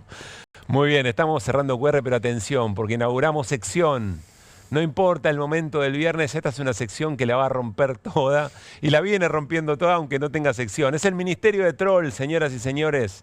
El Ministerio de Troll, que me entero, que cuenta Mauricio Camino, que existe como grupo de WhatsApp. Existe como grupo WhatsApp y como grupo es un nodo digital podríamos decir, trolls, Sí. de seguidores de Milei. Que yo escribí una nota en el diario AR y Sí. hice una investigación un poco en ese mundo, en esa fauna digital, creado por un joven libertario, se llama Matías Font, tiene 23 años, por lo menos cuando yo hice la nota el año pasado. Sí. Es un referente de la juventud libertaria de Capital Federal y armó un grupo de WhatsApp donde se comparten información y hacen como la batalla cultural de Milei. Y bueno, creo que hay una placa para mostrar. Se ordena. Ahí vamos a la placa, pero quiero contarle cuál es el sentido del Ministerio de Troll. Es un ministerio que genera políticas públicas o medidas de acción política bien concretas, digamos, ¿no? En red, o sea, como grupo existe. Nosotros tenemos nuestro propio ministerio. Por supuesto, vamos a dar cuenta. Con nuestro ministro, obviamente, ¿no? Momento a momento, vamos a ir dando cuenta de estas acciones. ¿Quién es el ministro? ¿Y quién va a ser el ministro? Santiago Caputo, acá está, claro. El mago del caos. John, le recordamos, es una cuenta en X, Milei Emperador, es el nombre de la cuenta en concreto, que se le atribuye a Santiago Caputo y que Santiago Caputo nunca dijo que no, con lo cual la ostenta de alguna manera. Y siempre se va cambiando y siempre nos enteramos de cuál es la nueva, vigente. claro. Bueno, un poco esta es. Bueno, esto ocurrió ayer, pero tiene que ver también, se trabaja fuerte desde el Ministerio, ¿no? ¿Qué hace la vicepresidenta de la Nación en ejercicio de la presidencia de la Nación en su despacho del Senado operando la sesión de hoy? Se refiere a Victoria Villarruel. Casi seguro que es un delito eso, le bajó línea fuerte desde el Ministerio de Troll el propio ministro. Y le responde la vicepresidenta. Ante las operaciones de la casta y la vieja política, mira a sus costados, como decía Luis Pablo Gininger, mira a sus costados y encuentra de qué está hablando Victoria Villarruel. No está de más aclarar que dado el viaje del presidente Milei a Estados Unidos, me encuentro en el ejercicio de la presidencia. Por lo cual, la sesión del Senado, donde se tratarán y rechazarán, spoiler ya conocido, los pliegos de los dos jueces de la Corte, será conducida por el senador Abdala, etcétera, etcétera, etcétera. Bueno, acá muy concreta la acción del Déjame que te Ministerio ponga en contexto. Sí. Esto era cuando la sesión estaba en ciernes, sesión de ayer, 14 horas estaba convocada, y bueno, estaba la especulación de que si había quórum o no, y si había quórum estaba casi seguro de que se volteaban los pliegos, lo que terminó sucediendo. Nosotros lo contamos acá, lo anticipamos el miércoles de la noche. Y la versión fuerte es que Santiago Caputo operaba en las sombras para que la sesión se baje. Como no estaba Villarruel, aparentemente había un diálogo con el senador Abdala, presidente provisional del Senado, para que firme un decreto y que patee la sesión para adelante. En eso es cuando, según trascendió, Villarruel se mete en el despacho, en el Senado, y por eso el tuit anterior de Santiago Caputo se daba cuenta que Villarruel estaba obstaculizando su operación. Claro, ¿qué hace? Claro, tal cual. Bien. Era como una contraoperación. Bueno, dice nuestro graf, ¿quién conduce el Ministerio de Troll? ¿Quién es el jefe del Ministerio de Trolls? Bueno, ya dijimos, el ministro, digamos, en jefe sería por supuesto, Santiago Caputo, asesor presidencial, siempre lo recuerdo, no es funcionario del gobierno. Es decir, asesor preferido de Milei, asesor principal, parte del Triángulo de Hierro, y es una persona que es monotributista. Y que concentra muchísimo poder y recursos. Tener en cuenta, claro. Recomendable, salió un libro hace muy poco, está saliendo estos días, de unos colegas sobre Santiago Caputo, así que digo, ya que estamos, el monje, de Maya Castreblanca y Manu Jove, así que de paso la invitación. Pero como decíamos antes, hay un ministerio real, real entre comillas, que es un grupo de WhatsApp, es un nodo digital, podríamos decir, donde difunden información sobre el presidente Milei y hacen esta batalla cultural a su modo, un poco encabezado por un joven libertario, lo mencionábamos antes, Matías Font, 23 años, que tiene vínculos. Este joven. Sí, tiene vínculos con el gobierno. Él tiene fotos en su, mirá, ahí está fijada, primera foto con Karina Milei. Eso fue recibir reconocimiento de la hermana del presidente, hizo una capacitación en la legislatura y la que le dio el diploma, vaya uno sabe por qué, fue Karina Milei. Y siempre aparece... Aguantame un cachito ahí. Primero es un niño. Segundo, ¿hay una fiesta libertaria? Bueno, esa es la novedad para ya que estamos, digo... Hoy abrimos nuestro ministerio de troll, ya tenemos fiesta, muchachos. Espectacular. Qué rapidez. Sábado que viene, o sea, no mañana, el próximo. De paso le hacemos chivo a los Déjame amigos. acercarme, quiero ver qué es lo que están... Damos un poquito a pleno el... 10.000 pesos sale fiesta libertaria. La entrada. ¿Qué dice? Cerveza... Me crucé en cámara, perdón. Cerveza, hamburguesa y merch gratis. Merch. ¿Qué es merch? Merchandising. Sí, merchandising. Ya tienen buzos de ellos con la cara, con el logo, Estoy que bueno, muy Tomás afuera. Shelby, el para los primeros 50 en registrarse. Vuelvo a mi lugar. Espectacular. Tenemos una curiosidad para aniversario del ministerio. Muy bien. Para ser parte del ministerio tenés que pasar una serie de filtros. O sea, yo no podría entrar claramente si entro con mi WhatsApp. Ya me conocen. O sea, de hecho con el amigo Font hemos tenido unos cruces en las redes y yo le pedí una entrevista y él, bueno, no me la quiere dar, pero... Vos también. Bueno, viste, es un poco el trabajo de Andás cada uno. hostigando gente pidiéndoles entrevistas. Pero Qué a ver, bárbaro. ellos dicen que no tienen vínculo con el gobierno, que no reciben guita del gobierno. La verdad que no me consta eso, así que en eso si querés le doy la derecha, pero a ver, tiene foto con Karina Milei. Cuando Milei ha ido al Congreso, estuvieron en los palcos, o sea, tienen acceso. Y así como está dirigido o lo conduce el grupo de WhatsApp, Matías Font, hay otros como, no sé, ya lo hemos mencionado varias veces, Fran Fijab también ha estado. Han tenido, cuando fue la ley bases, hubo una reunión en el Obelisco, la segunda ley base, en julio, del Ministerio de Trolls, apoyando a Milei y llamó por teléfono, hizo una videollamada a Sandra Petovelo. Entonces, digo, tienen vínculos con Bueno, trajimos, tenemos por supuesto producción del día del Ministerio de Trolls, ahí le va dando sentido un poco a la... DNU del día, podríamos decir. Claro, medidas DNU del día. Del Ministerio de Troll. A ver, ahí está Macarena. Macarena. Vamos a leer primero el tuit. ¿Me explican quién fue el delincuente que metió esto en el spot del PRO? ¿Esto es recuperar la identidad del partido? ¿Qué carajo están haciendo? Ni la reta se animó a tanto y muestran... Esto es en contexto una porque foto muy vieja, Liberación Queer, Marcha del Orgullo y la Diversidad LGTB+.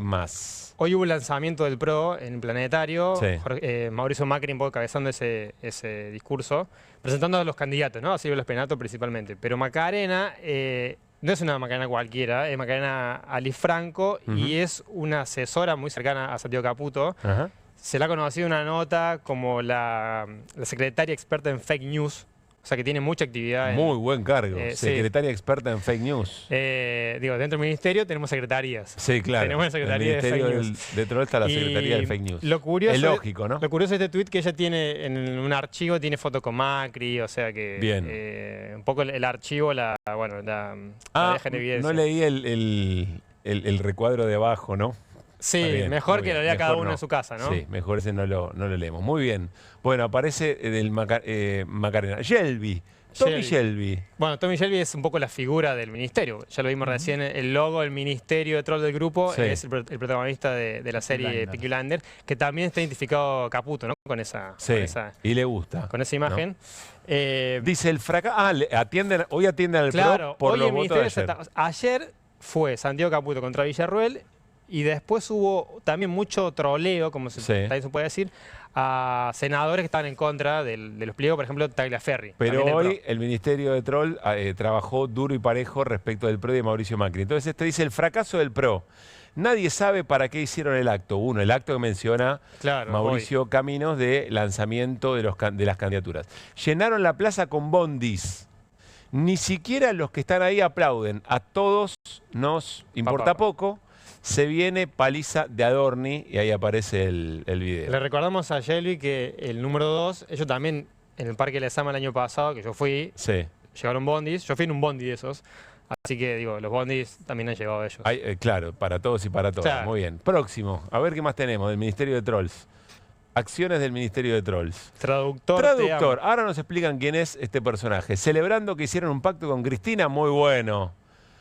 El macrista dice hermosa mañana, ¿verdad? Cayó el pacto Caputito Guado de Pedro. Bueno. Claro, esto es porque hubo el quórum de ayer se consiguió entre peronistas, podría decir Cristina Kirchner, y gente del PRO, uno podría decir Mauricio Macri. Claro. Ahí está muy el pacto. conocido. ¿Es traductor? ¿Traductor de ama quién es? Yo debo decir que soy muy consumidor de Twitter. Bueno. Así que los tengo bastante identificados. Y traductor es un rosarino, un santafesino que se llama Esteban Glavinich, que se lo conoce o digo, defiende mucho las ideas de la libertad, pero tiene sus reparos con respecto a ciertas industrias, porque se conoce, ha sido público, de que tiene muchas acciones de Mirgor, ¿no? Esta empresa donde el primo de Caputo tiene sus acciones que opera en Tierra del Fuego. Un personaje conocido, podríamos decir. Un pibe joven también. Un pibe joven, sí, un pibe joven.